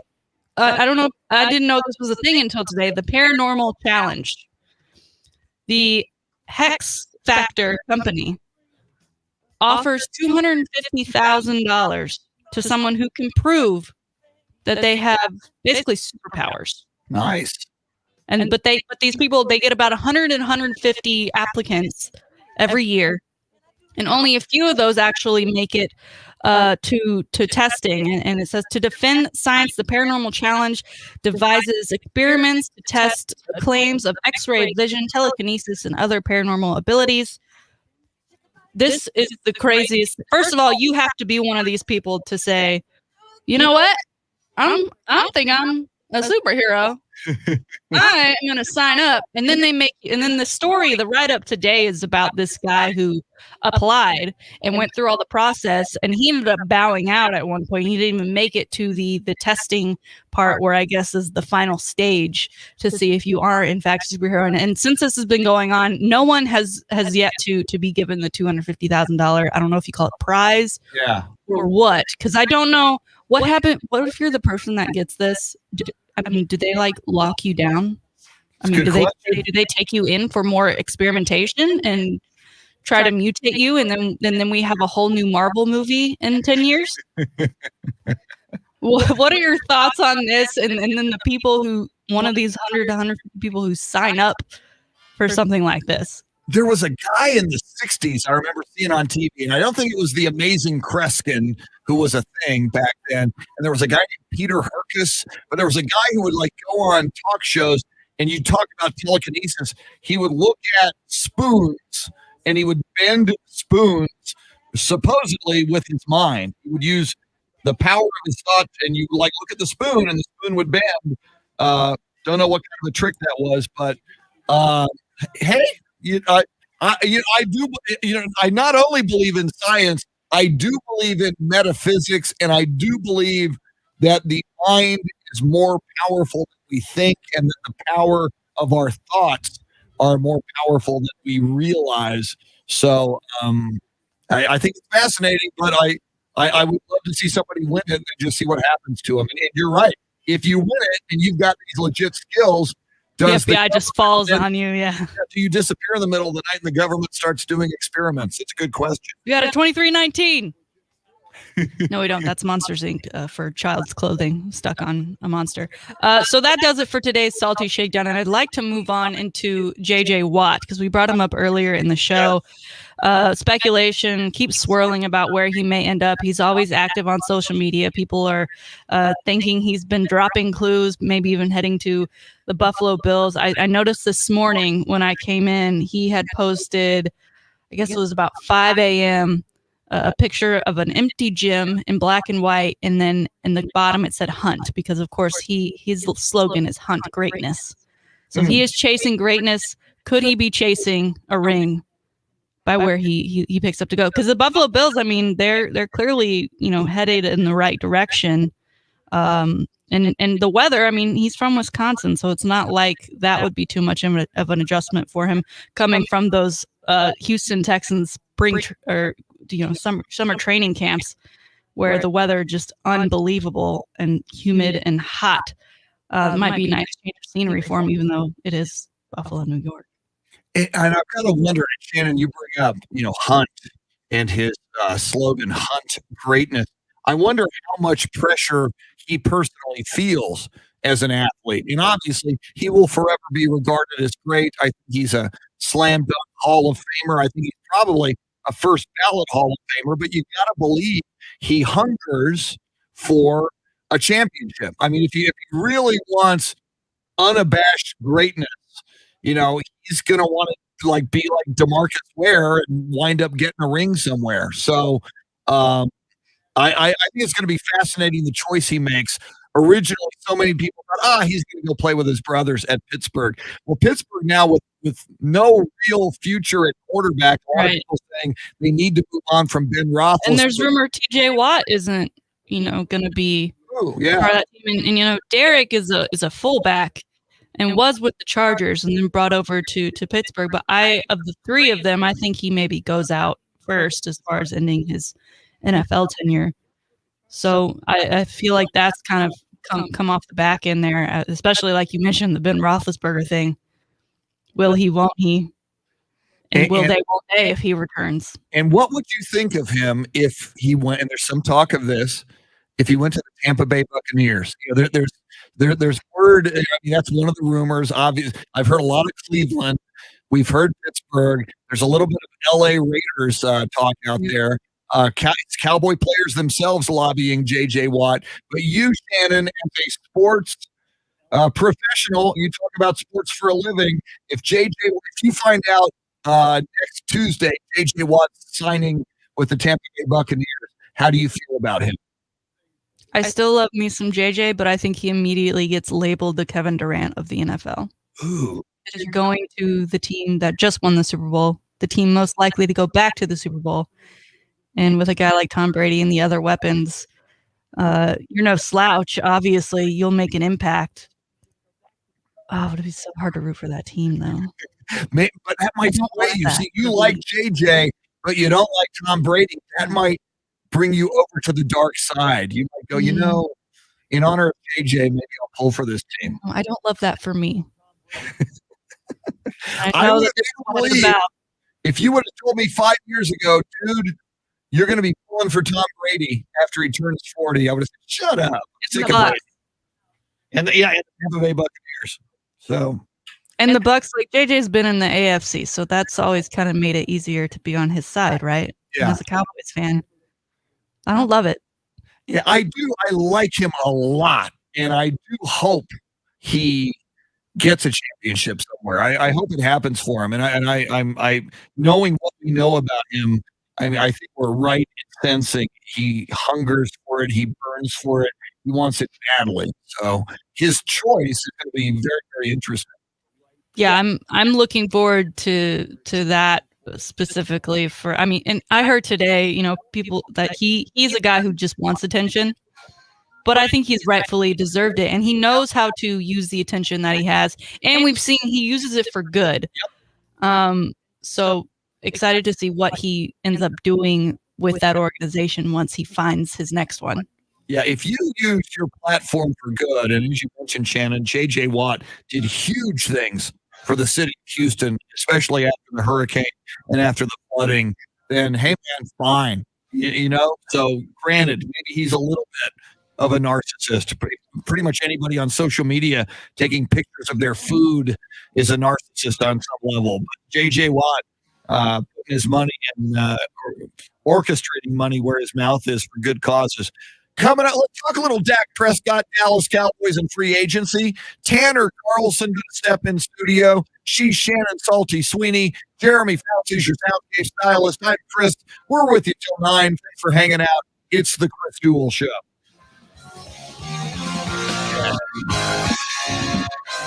Needs to send an email, and I'm going to see if I can send it right now.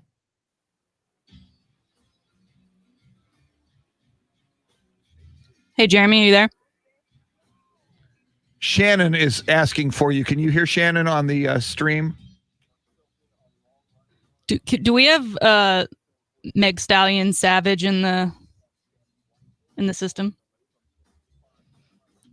I'm just trying to get us to mix up his music and my music. Absolutely. Yeah, that's fine. I just like the beat. Thank you.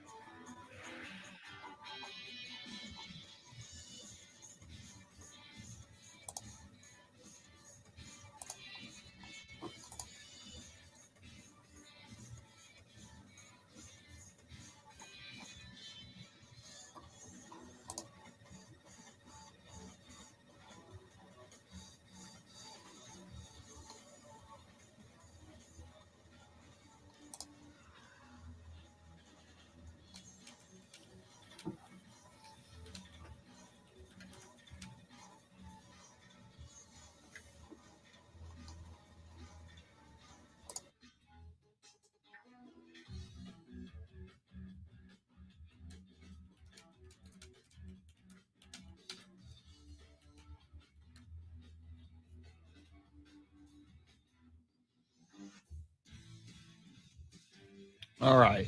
Did that. John Williams, good morning. Armando Salinas. Dean Stone. Jason Garcia. Thank you, Armando. I appreciate the kind words, man. We appreciate your listening from a distance. Oh, I got to send a StreamYard link to Tanner. Let's do that.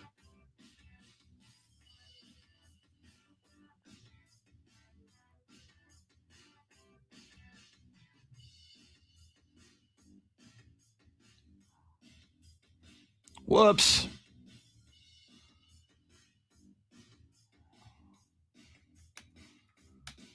Okay. I'll be back.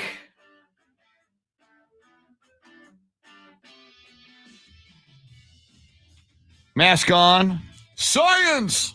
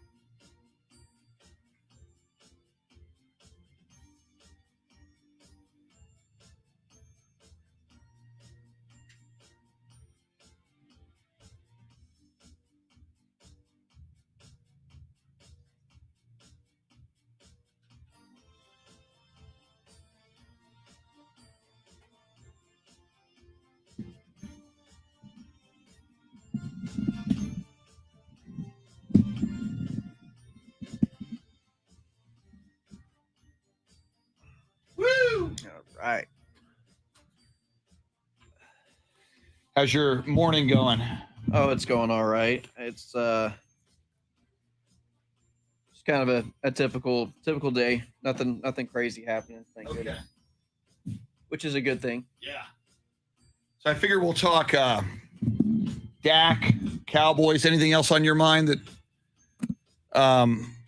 Shannon was talking about the Myles Garrett video? Oh, of him playing basketball. You want him to be a Maverick? Yeah, hey, I'll take him. I will take him for the Spurs. Yeah, I will gladly take him. If he wants to be on any sports team of my fan, I'll have him to be on that team. I'm okay with it. Helmet throwing and all. Yeah, that's right. I forgot about that. Well, but he was it Mason Rudolph? Yeah. He said, and I don't believe, and nobody else heard Mason Rudolph say something racial. That's a little, if he's making that, that's where you lose me. Yeah. If you're making crap up that's not true. Right. And if you're accusing someone of saying something racial and they didn't. Right. That's crap. I totally forgot about that. I shouldn't have forgotten about that, but I did. Yeah, that was wild. So anything else on your radar? I'm sure y'all have talked about Tiger and stuff. We haven't gotten your. Let's start. We haven't gotten your thoughts on Tiger, and you're a big golf guy, so I'm glad you. Yeah, let's definitely do that. But yeah, if we talk Cowboys, we can go a little bit into draft stuff, draft needs. That's because we said that last time. You've got a bunch of draft info. Yep, that's it. Perfect. Yeah, I've noticed when I sleep for 2 hours and 45 minutes, like little things like my memory. It's weird how that happens. Yeah, I went out to get my car to get the tripod, forgot my car keys. Great.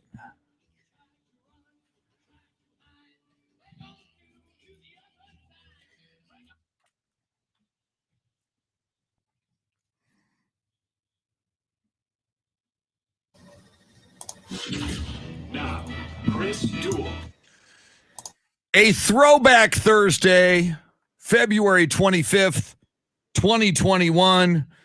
And speaking of throwback Thursday, if you were listening earlier to this day in sports history, it was on this day, February 25th in 1989, that Jerry Jones bought the Dallas Cowboys, fired Tom Landry, hired Jimmy Johnson, and here we are. Welcome in. It's the Chris Duel Show, along with Shannon, Salty, Sweeney, and, of course, Jeremy Fouts is your soundscape stylist. Tanner Carlson in studio from 1200 WOAI. Tanner, a news reporter at WOAI in San Antonio, a football play-by-play broadcaster. We document his love of the Dallas Cowboys, the Dallas Mavericks, the Dallas Stars, the Texas Longhorns, and golf. It's interesting. We were talking golf with you earlier in the week, and one of the questions was, this was before Tiger's accident, with Tiger Woods, he's 45, he's kind of in the twilight of his career. Who's the next big golfer? And you were kind of, advocating Jordan Spieth and others. Yeah. Dustin Johnson's a big one. There's a whole slew of guys that are out there playing really good golf right now. This kind of new age. We saw Max Homa this last weekend, and he had mentioned how important it was to him to win that tournament in LA. That's Tiger's tournament. Yeah. And that, he always looked up to Tiger, and he got choked up, and that was like his hero, his idol.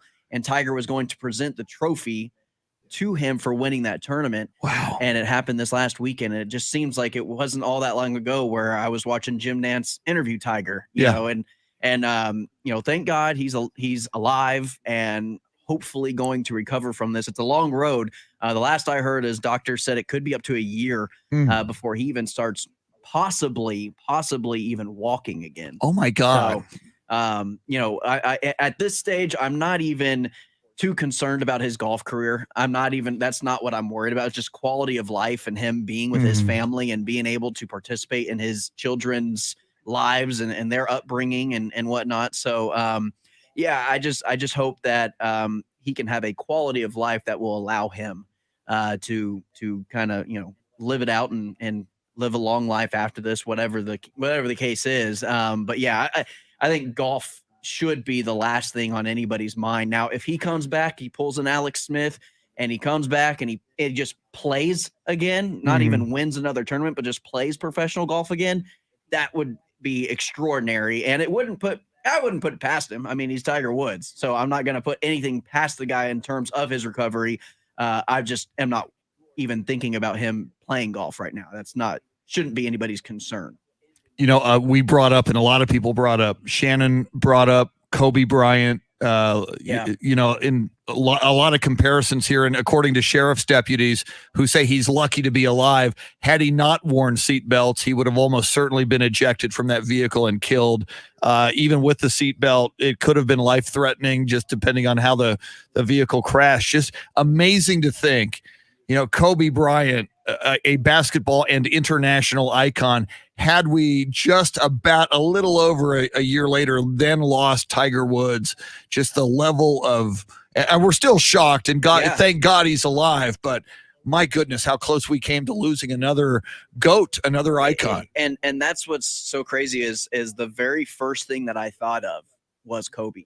And I know it's kind of weird, but it was almost like World War II flashbacks. Like I almost flashed back immediately to that moment when I heard the news of Kobe. And I almost thought, like, surely this can't be real. Seriously? And then, you know, apparently the news was real that Tiger had crashed and you know, rolled over his vehicle and whatnot and was hospitalized and didn't really know the status of where he was in terms of life-threatening injuries or whatever. So, but you know, you're exactly right. Like, I don't know, like you said, I still am taken back with the Kobe and Gianna and the other victims of that helicopter crash of, like, I still can't believe that actually happened. Like, I'm still not like fully aware of that actually happening, or I've come to grips and come to terms with it. And Tiger would have just been, I mean, that would have been the cherry on top of the worst couple of years of American history, American sports history, losing those two icons, if that would have happened. So thank God he can just spend time with his family and recover, and hopefully recover to where he's going to be able to walk again and be okay, and just in terms of quality of life. And Shannon, we've been talking about it all morning, and it is our poll question: who is the GOAT of all GOATs? And we gave 4 choices, and it's hard to limit it to 4, but Muhammad Ali, Michael Jordan, Tiger Woods, Tom Brady. And you point out, Shannon, the way Michael Jordan continues to be so relevant, you know, as a team owner, now as a NASCAR owner, Jordan brand, all that he does. Even if he doesn't play golf again, Shannon, do you think Tiger Woods you know, he's got his own tournament. He is a brand. Everybody, you know, when we see him, we love him and we want to hear more from him. Do you think no matter what, that Tiger Woods is still going to be a guy who has a high profile in, around, and beyond the game of golf? I'm sure. He's a guy that everybody knows where he is. And like you said, he has a brand, that TW Tiger brand. St. Andrews, actually, I don't know if you've seen it, but in the sand at the St. Andrews golf course, they've done a graphic where they designed his logo into the sand and said thoughts and prayers. And the aerial shot of it is beautiful, as their tribute to him during this time. And, you know, that logo alone is, I love it personally, and I think that'll carry out, and we'll start to see more players maybe wearing it as a brand. I know Nike and their golf stuff has, you know, they stopped making clubs, they stopped doing this, that, and the other. That maybe Tiger has a hand in maybe bringing that brand back into golf. And I don't know if he's like a Jim Nance. I don't know if I can see him doing, like, talking about golf. That I feel like that might drive him crazy, to be at a tournament like the Masters and talking about other golfers while he's just like, I could hit that shot. Yeah. But man, if you were CBS, I mean, in the same way he drives the ratings when he plays, imagine if you could find a way to get him into that broadcast booth, my God. But then poor Tony Romo, because you know that's Tony's dream, is to call the Masters. I know. Yeah, Tony would. Dang it, Tiger. Tony would never be able to squeeze in there with Tiger, you know, in terms of calling a Masters or something like that. Maybe Tony could be like a remote reporter down on the green, while Jim Nance and Tiger are in the booth. You know, he doesn't have to necessarily go into detail and be doing like the whatever it is, the play-by-play for golf. It's not so much play-by-play commentary. It is commentary. Yeah. So he could be kind of like a sideline guy and just kind of like, hey, I'm hanging out on hole 5, you know, whatever. Bubba, you know. Did y'all know they sell dollar sandwiches at the Masters? Yeah. It's incredible.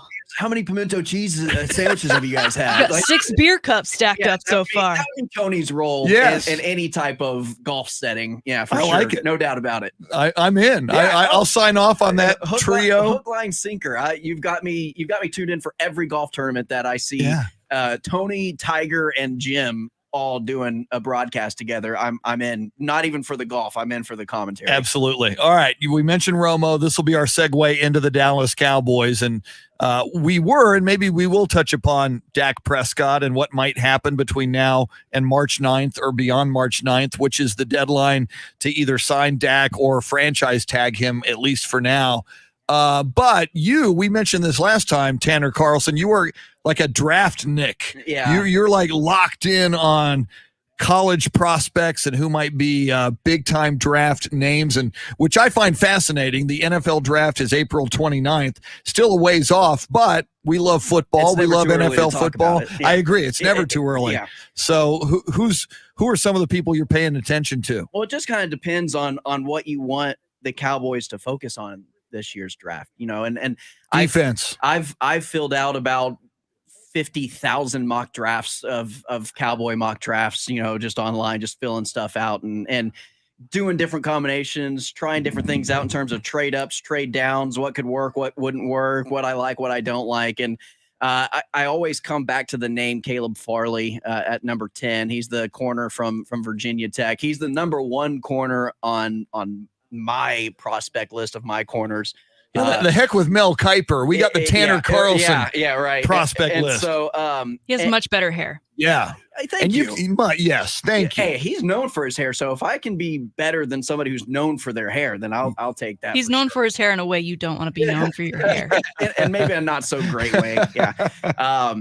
But I think Caleb Farley, he is actually kind of new to the position and also opted out to play this last season. So a lot of people either don't know that much about him. There's not a whole lot on him, but just the potential and the ceiling of this guy. I think the ceiling of what he could be is much higher than any other corner prospect in this year's draft, which is half of what you're I mean, it just kind of depends on your preference. Do you want a guy and Patrick Surtain from Alabama who played this whole season, went to a national championship, was the leader of that defense, played alongside Trevon Diggs, who he drafted last year. They already kind of have that camaraderie. But I don't see that high of a ceiling as I see in Farley. So are you drafting somewhat on potential, or are you drafting what you already know? Especially at number 10, you can't really afford to screw that pick up. Now Surtain actually is not even my second corner. I like the guy from South Carolina a lot, J.C. Horn.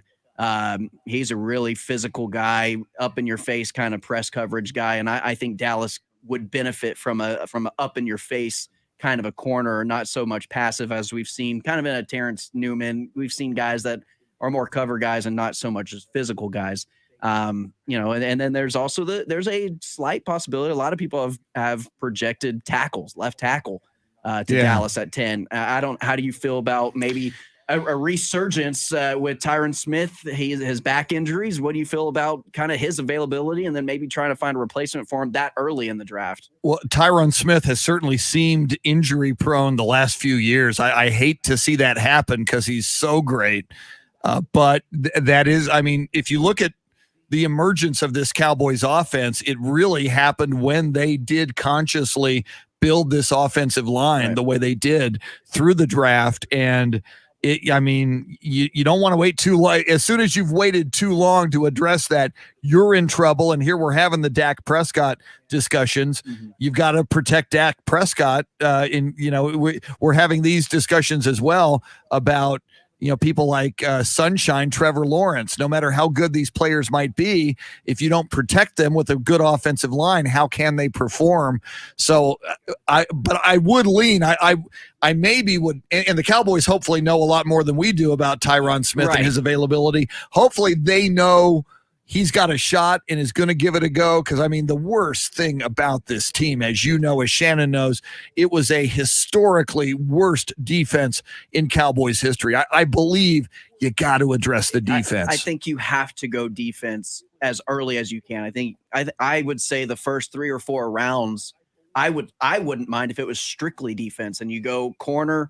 I think you double dip at corner at some point. I don't think you re-sign Awuzie. I don't think you re-sign Jordan Lewis. Those are 2 guys that play big minutes for your defense already. That's in the secondary.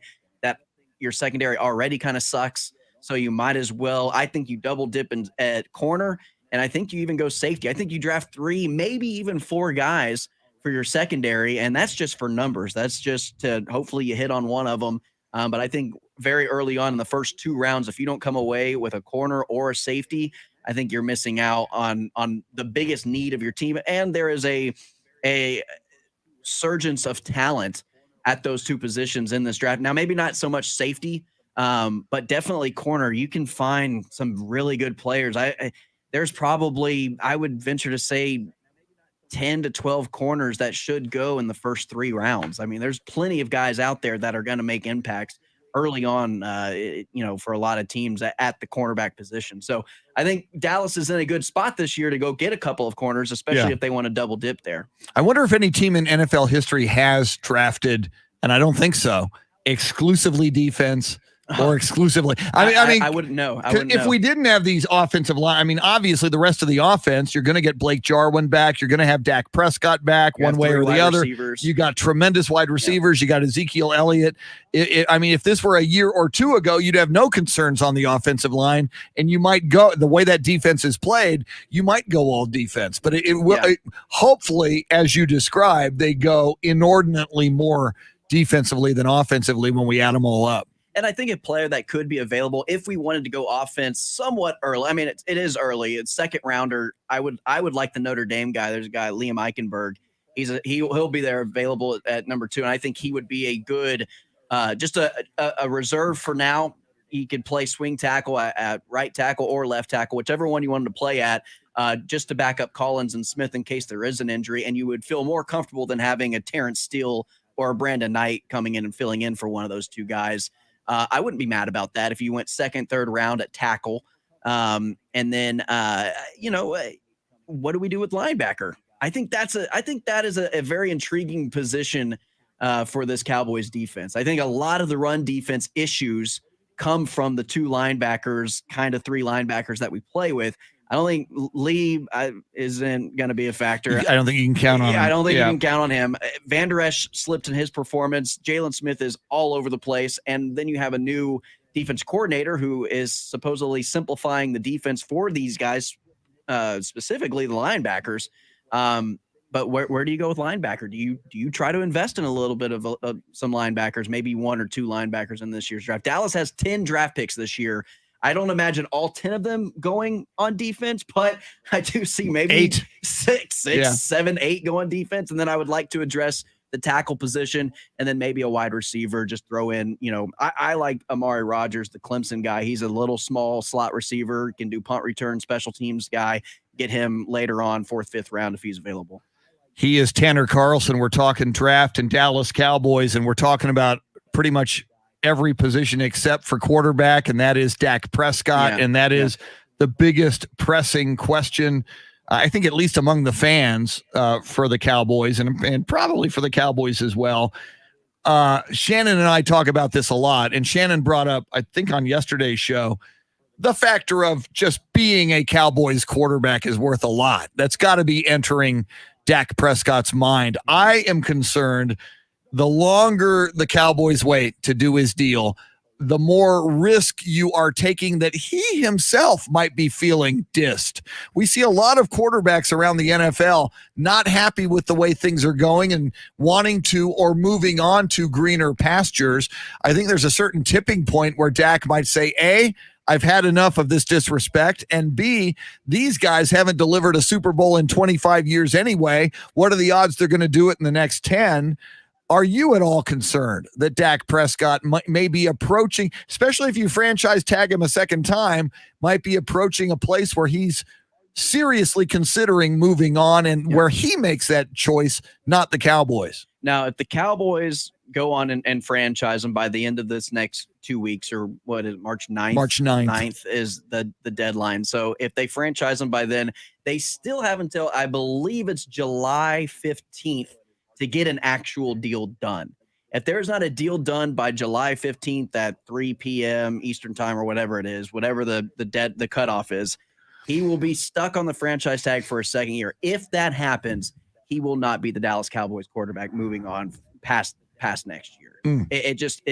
There will not be a deal done. And if that happens, for everyone who's like, just put him on the franchise tag, see how he does after his injury.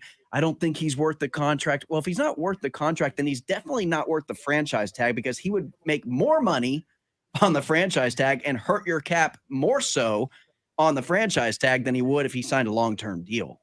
So the argument of salary cap and saving money and what are you going to do with the rest of your team if you sign Dak? Well, what are you going to do with a team of talent and a quarterback who can't get the ball to him? Well, I mean, you have to have a quarterback. That is the most important position in almost any sport on the face of the planet, is the quarterback position in football, and you've got one.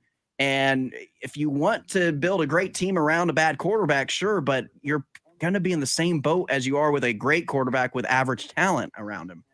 Shannon, how confident are you that the Cowboys are going to get this done and Dak's going to be around for at least 4 or 5 more years? As we get closer and closer to the deadline, a little less confident, but at the same time, they could have come out and franchised him on the 23rd, and they haven't done that either. So I'm just staying even keeled at this point, hoping for the best. I think they'll wait to the last second. If they don't get something done before March 9th, they'll probably sign them to the franchise tag on March 9th, and then they'll wait again until, like I said, that second deadline is July 15th to wait and get a final offseason deal done. And there have been leaks this week that they are talking.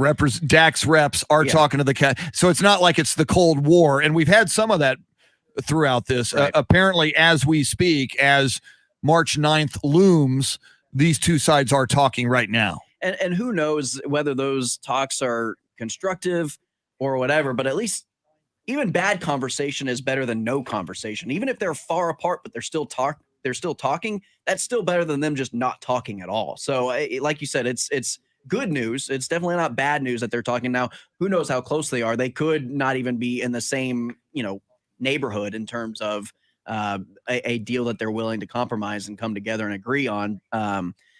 It'll be interesting. And it's so hard because so early on, there's a guy on, I don't know, Get Up or ESPN or whatever. He was talking on one of the morning shows, and he was saying that why would Dak, who wants a 4-year deal and just came off of a franchise tag because he wants to hit the market again while he's still in his prime, 31 years old, why would he sign a 5 or 6 year deal after the franchise tag and still put him available on the market when he's 33, 34 years old? Mathematically, that doesn't make any sense as to why he would sign a deal after he was put on a franchise tag when he only wanted 4 years in the first place.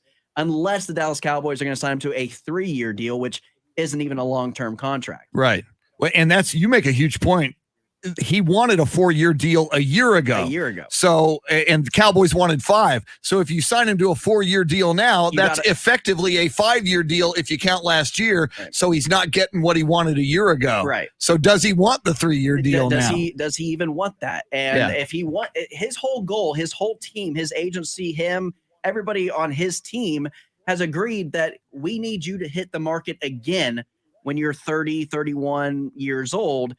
And you can hit that second prime of your career, that second half of your career where you still probably have, let's say, about 5-6 years left to get another long-term contract and locked in for maybe a second time being on top of that quarterback market. That's their whole goal. And it completely makes sense. Go for it. Like, sure, get your money. You deserve it. So it would only be the fault of the Dallas Cowboys if they don't get it done.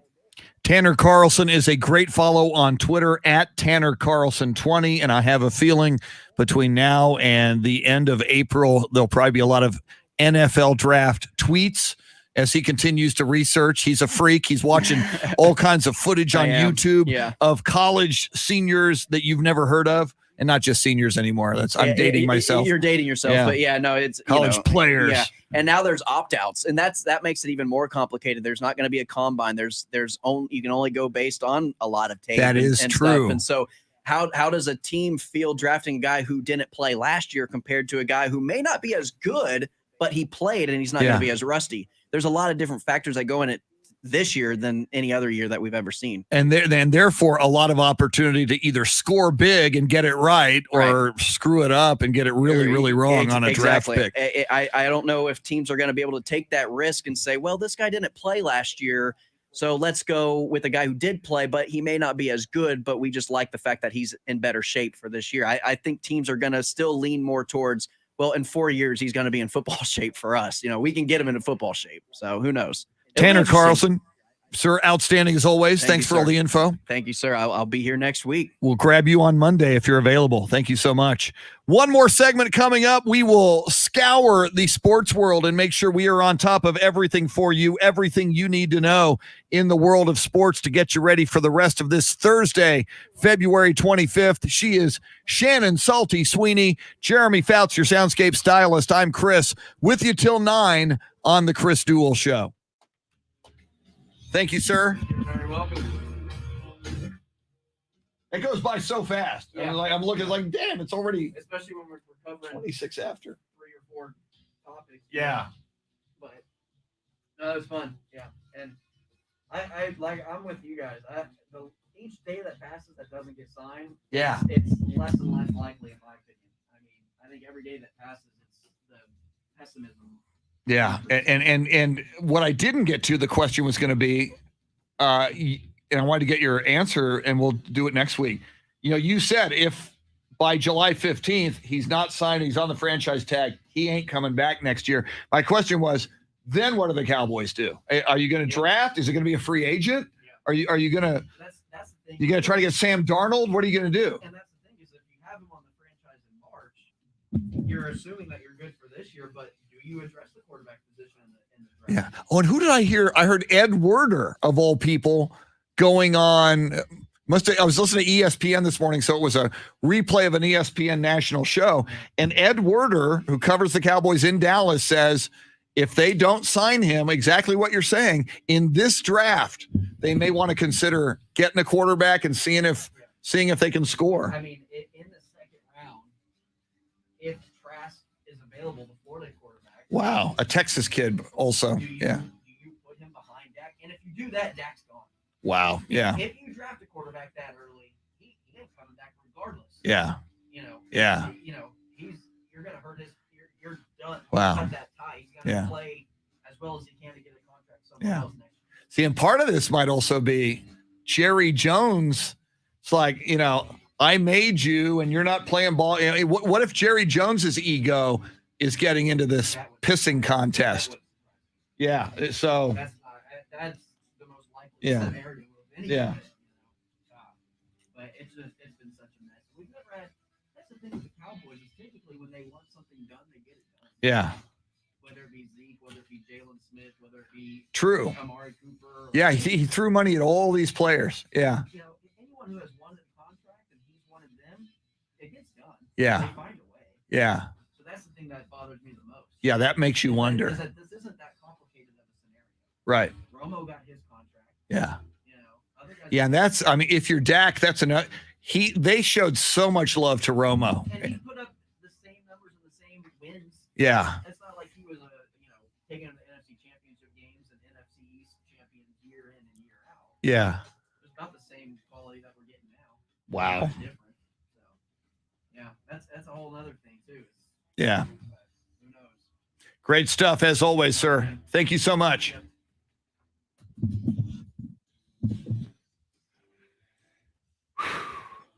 Yeah, Louisa, I agree. He is pretty good. To quote Curb Your Enthusiasm.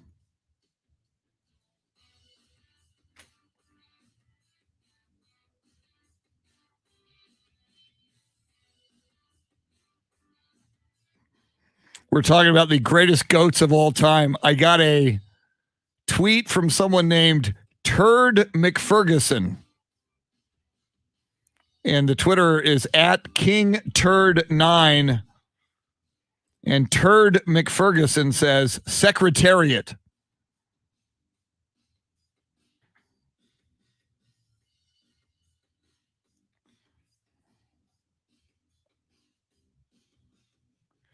Wow, that's a thought. Someone is tweeting at us, was listening to your Kobe Bryant logo take. While I don't disagree with Kobe being considered, the one thing you didn't mention was how much royalties would you have to pay for his likeness? That's a really good question. I imagine, and we'll maybe talk about this on the air, I imagine you could come to an accord with his wife, Vanessa, because I think... Is Jerry West paid for his? I don't think so. And the guy who currently, like the designer? Because if they didn't, I mean, if they did, then probably either of them probably wouldn't have said, yeah, change it. Yeah, but see, if you're Vanessa... They have come in a lump sum for them. Well, yeah, and I mean, she rightfully could say, well, you know, if you're going to do this, we want some royalties. It might not be smart. It might not be right for her to say that, but and it might be right for the NBA to on their own say, hey, Vanessa, we're offering you this, and it's a lot of money for the royalties. But yeah, that's an interesting thought.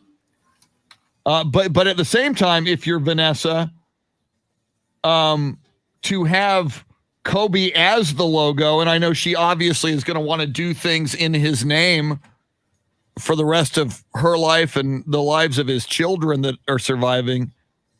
I think it's a coup for them to have him as the logo. That's an interesting thought. So we'll get into that. Let's see, Alejandro.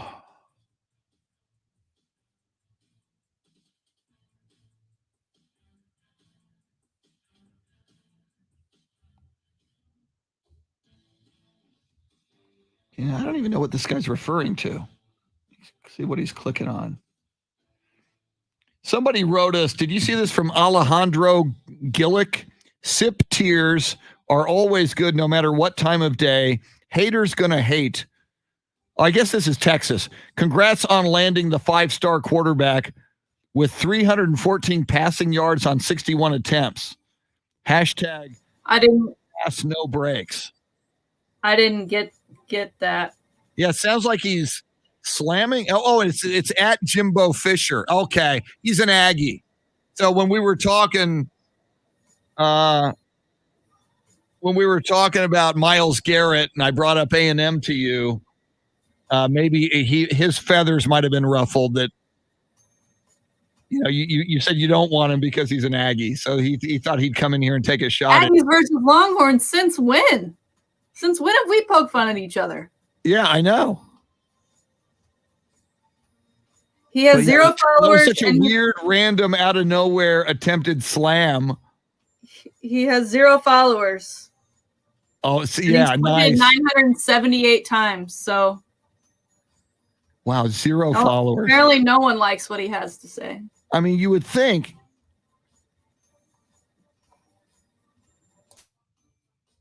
Eventually somebody follows you.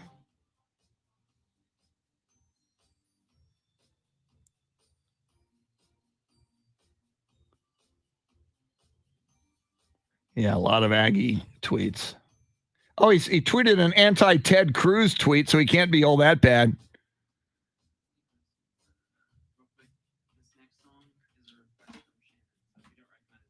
Oh, cool. All right. Thank you for letting me know. Shannon, this is your song coming up. We might have to discuss it. You might have to school me on my musical tastes. Try to get me out of the 60s and 70s.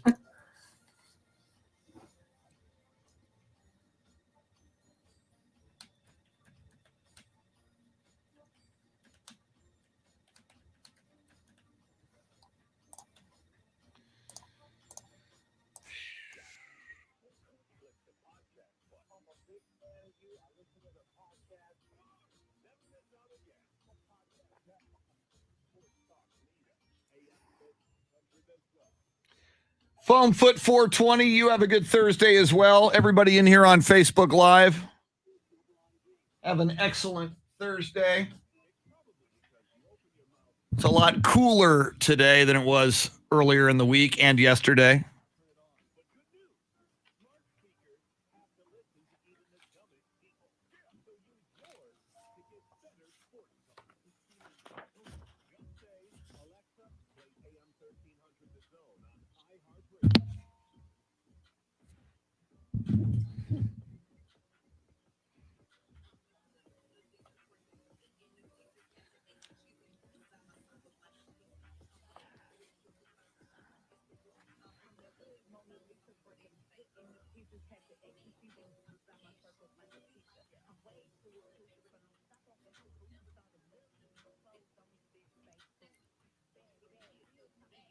That's what I'm talking about.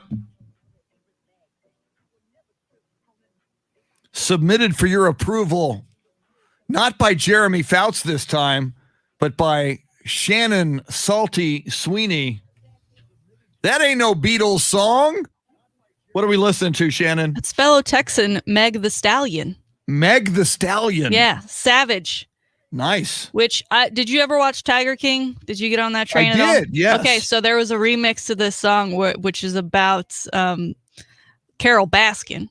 Killed her husband, whacked him. Oh, that's Can't convince me that it did and happened. That's off this song. Oh, that's beautiful. And then Beyonce jumped on this on the remix. I mean, it's just we're just trying to, you got your music thing going. I got mine. Yes, we just coming together. I'm all for expanding my horizons. Carol Baskin. Oh my God. I mean, and did you watch Tiger King? Of course, it was the start of lockdown. I mean, we both kind of agree. Jeremy, did you watch Tiger King? We all agree that Carol Baskin probably killed her first rich husband so that she could get all the money? Fed them to tigers, they snack him. And then she winds up on Dancing with the Stars. She's a celebrity. Woo! I mean, America is like OJ should date Carol Baskin. Can we all agree that Dancing with the Stars is the new celebrity rehab? Pretty much. It's like you've fallen down the list. And here's how weird it got. OJ on Twitter, and yes, I do follow OJ on Twitter just because I think I should. His videos are insane. Yeah, but he was talking about Carol Baskin. And he would know. I have a feeling she killed her husband. It's like, oh my God, you're OJ. He would know. Oh my God. But I guess if anybody would know, if OJ thinks Carol did it, Carol probably did it because OJ has a little experience in that. So, all right. We got an interesting tweet, and I got in my apologies. We got a couple. Yeah. Starting with the more, they're both interesting. One's a little whack, I think. But hey, man, you're welcome to tweet us, and we appreciate it. And we don't throw the Twitter handles out enough. Shannon is on Twitter at Shannon B. Sweeney. I'm on Twitter at Chris Duel. Jeremy is on Twitter at SATX Foxy Grandpa. And, of course, the two radio stations at AM 1300 The Zone. That's in Austin. At Ticket 760. That's in San Antonio. Art More or Less. We were talking about, and you brought it up, Shannon, on the Salty Shakedown. The NBA logo is currently Jerry West's silhouette. And Jerry is okay with, as is the original designer of the current NBA logo back in 1969 is okay with. The movement that Kyrie Irving overnight further supported, that make Kobe Bryant the logo. On Twitter, Art More or Less says, was listening to your Kobe Bryant logo take, and while I don't disagree with Kobe being considered, the one thing you didn't mention was how much royalties you would have to pay for his likeness. Shannon, I had not considered that angle. It's a great point. I think I kind of glossed over it because with, as we said, Jerry West and the original creator of the current logo saying, yeah, go ahead and change, you would think that that's because they aren't making anything off of it currently. And maybe that's just because in 69 when it came up with, they just gave him a lump sum. Here you go, whatever. Kind of like, I can always bring JT into anything. He and Pharrell wrote the McDonald's I'm Loving It for a song. McDonald's took it, and I believe McDonald's just paid them $6 million, and here they are almost 20 years later still using that as their slogan. So I don't know if maybe then you try to do a lump something, or if there are royalties, and then if there are, where do they go? Yeah. Do they go to Kobe Foundation? Do they go directly to the family? I don't know. What's the deal with Nike on their jerseys? I mean, Nike, that's a branded deal. Yeah. Nike's not getting residuals from that, I would think. Well, and you know, Vanessa Bryant, Kobe Bryant's widow, and his surviving daughters, I think obviously want to continue to do the work Kobe wanted to do in his name and in his honor, probably for the rest of their lives. On one level, yes, it's right of the NBA to give them royalties to use Kobe's likeness on the logo. B, though, if Vanessa Bryant, there's a certain level, if she's demanding a certain amount of money, as tragic as it is, and as much as we feel for her and her family, I think in a weird way, there becomes a certain level where if you demand too much, it seems like you're ungrateful. But I think it is a win-win. I think it's not only a win for the NBA if they did this, but even for Vanessa Bryant and Kobe's daughters, for him to be on the logo, I think further adds sizzle and just more notoriety to everything they do in Kobe's name forever and ever and ever. So it is on either side. It's right for the NBA to pay royalties to that family, and as you mentioned, maybe Kobe's foundation, and it's right for them to get it and ask for it. But I just wonder how much would that be? Yeah. And we talked about it a couple of weeks ago. The number 3 most recognized symbol in the world is the Texas Longhorn. Number 2, the Dallas Cowboys star. And number 1, the NBA logo. That's why. And I don't think you changing it to Kobe would make that go away. I think it would just, kind of be a reinvented version of itself, because obviously Kobe was loved worldwide, but it is everywhere and on everything, NBA, video games, all plastered everywhere. So you're right. How much is that worth if we're going to start talking residuals or just one lump sum? Fascinating, and props too. I hope you're still listening. At Art More or Less on Twitter. That was a brilliant question. All right, I got to bring this up. We were talking about Myles Garrett, and he released, as Shannon said, in the Salty Shakedown, a video of him playing basketball, showing mad skills. And I asked Shannon, would you want Myles Garrett to play for the Dallas Mavericks? Shannon said no, and I accused her, rightly or wrongly, of not wanting him because he's an Aggie. So Alejandro Gillick, whose Twitter handle is @Jimbo Fisher. So clearly this is and we looked at the Twitter account, a lot of pro Aggie, which is fine. I'm cool with the Aggies. We're cool with the Aggies. Somebody wrote, this is what's like wild. It's like so random and out of nowhere, taking a shot at the Horns. Sip tears are always good no matter what time of day. Haters gonna hate. Congratulations on landing a 5-star quarterback with 314 passing yards on 61 attempts. Hashtag all ass, no breaks. Wow. That was kind of a interesting, odd, random, out of nowhere, passive aggressive, not so much shot. Couple things. Number 1, I don't want Myles Garrett on the Dallas Cowboys because I don't want him slinging his helmet at any more people and for that helmet to have a Dallas star on it. Number 2, I looked at this guy's profile because we would breaks during the break, trying to get a scope for who this guy is. He has tweeted 985 times and has 0 followers. So no one apparently agrees or wants to know what this guy is saying. When you and we're not slamming you, or I'm trying not to, but I am. If you tweet 985, was it 985 or 985 times you tweet and nobody follows you?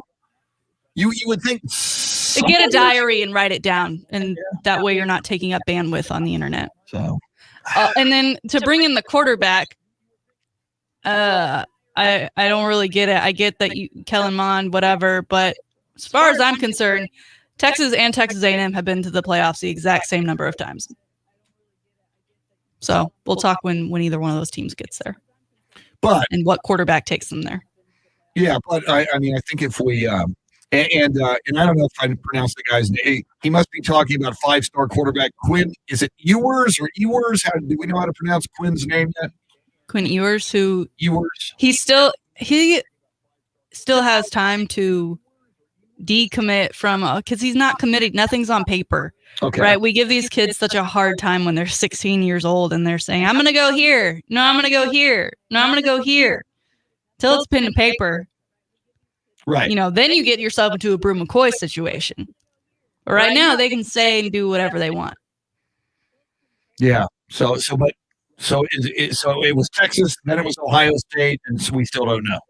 Yeah, he's Apparently. yeah. Okay. Well, and Brew McCoy, who I saw one thing, and Brew McCoy is interesting to me, and Shannon, because he grew up in Southern California, wide receiver, said he was going to go to USD. I think was even on campus for a while. And he said, no, I'm going to Texas. Then went to Texas and practiced a few times as a Texas Played in the spring game. Played in the spring game under Tom Herman and said, this isn't for me. I'm going back to USC. So I saw a thing this year, and so last year was Brew McCoy's first full season with USC. Nothing special. He caught one interesting touchdown that was a tipped pass intended for another wide receiver. But some analysts picked him as a breakout wide receiver this year in college football, somebody to keep an eye on. So we will see. But and again, my dream, Shannon, Texas versus USC in the national championship game. And this time it's not Vince Young, it's Brew McCoy who scores the game-winning touchdown. Wouldn't that be something? He slams the ball and gets a hook'em sign over to the Texas bench. I love digging on social media, and he had a girlfriend that I guess he broke up with prior to going to Texas, and then when he went back to California, they were back together. She took him back. And then, he was sick or something. Like he had to sit out the year because he was a transfer. And then he was sick or injured. Yeah, and get sick. I forgot about that. I mean, this poor guy. You just at least take the field. I don't know that you're definitely not living up to the hype. It's all kind of died down. There's been plenty of other players that have come and gone since then. True. And I think also the quarterback connection he had at USC, didn't they go to the same? Yes, he did. Was it Keaton Slovis or was he? There was a quarterback connection. I'm not sure if it was Keaton or not. It might be. Keaton is the current Trojan quarterback. Some people calling him a Heisman candidate this year. Keaton Slovis. His quarterback coach in high school in Arizona was Kurt Warner, the Hall of Famer. All right, Shannon, outstanding as always. Enjoyed it. Thank you, expanded my musical horizons. You as well? Yeah, go get you some dog cologne. I learned about dog cologne, and Jeremy, you taught us about doggy pheromones. Butt sniffing, to put it more delicately. Our thanks to Jeremy Fouts. Thank you to Tanner Carlson. Thank you to everybody over the radio, over the iHeartRadio app, on Facebook Live, everybody who participated in the show. We appreciate it. Even the dude from A&M that we just gave a hard time to on Twitter. We still appreciate you. We love you, even though you don't love the Longhorns. We'll see you in 21 hours. Have a great Thursday. Adios, amigos. See you later. Woo!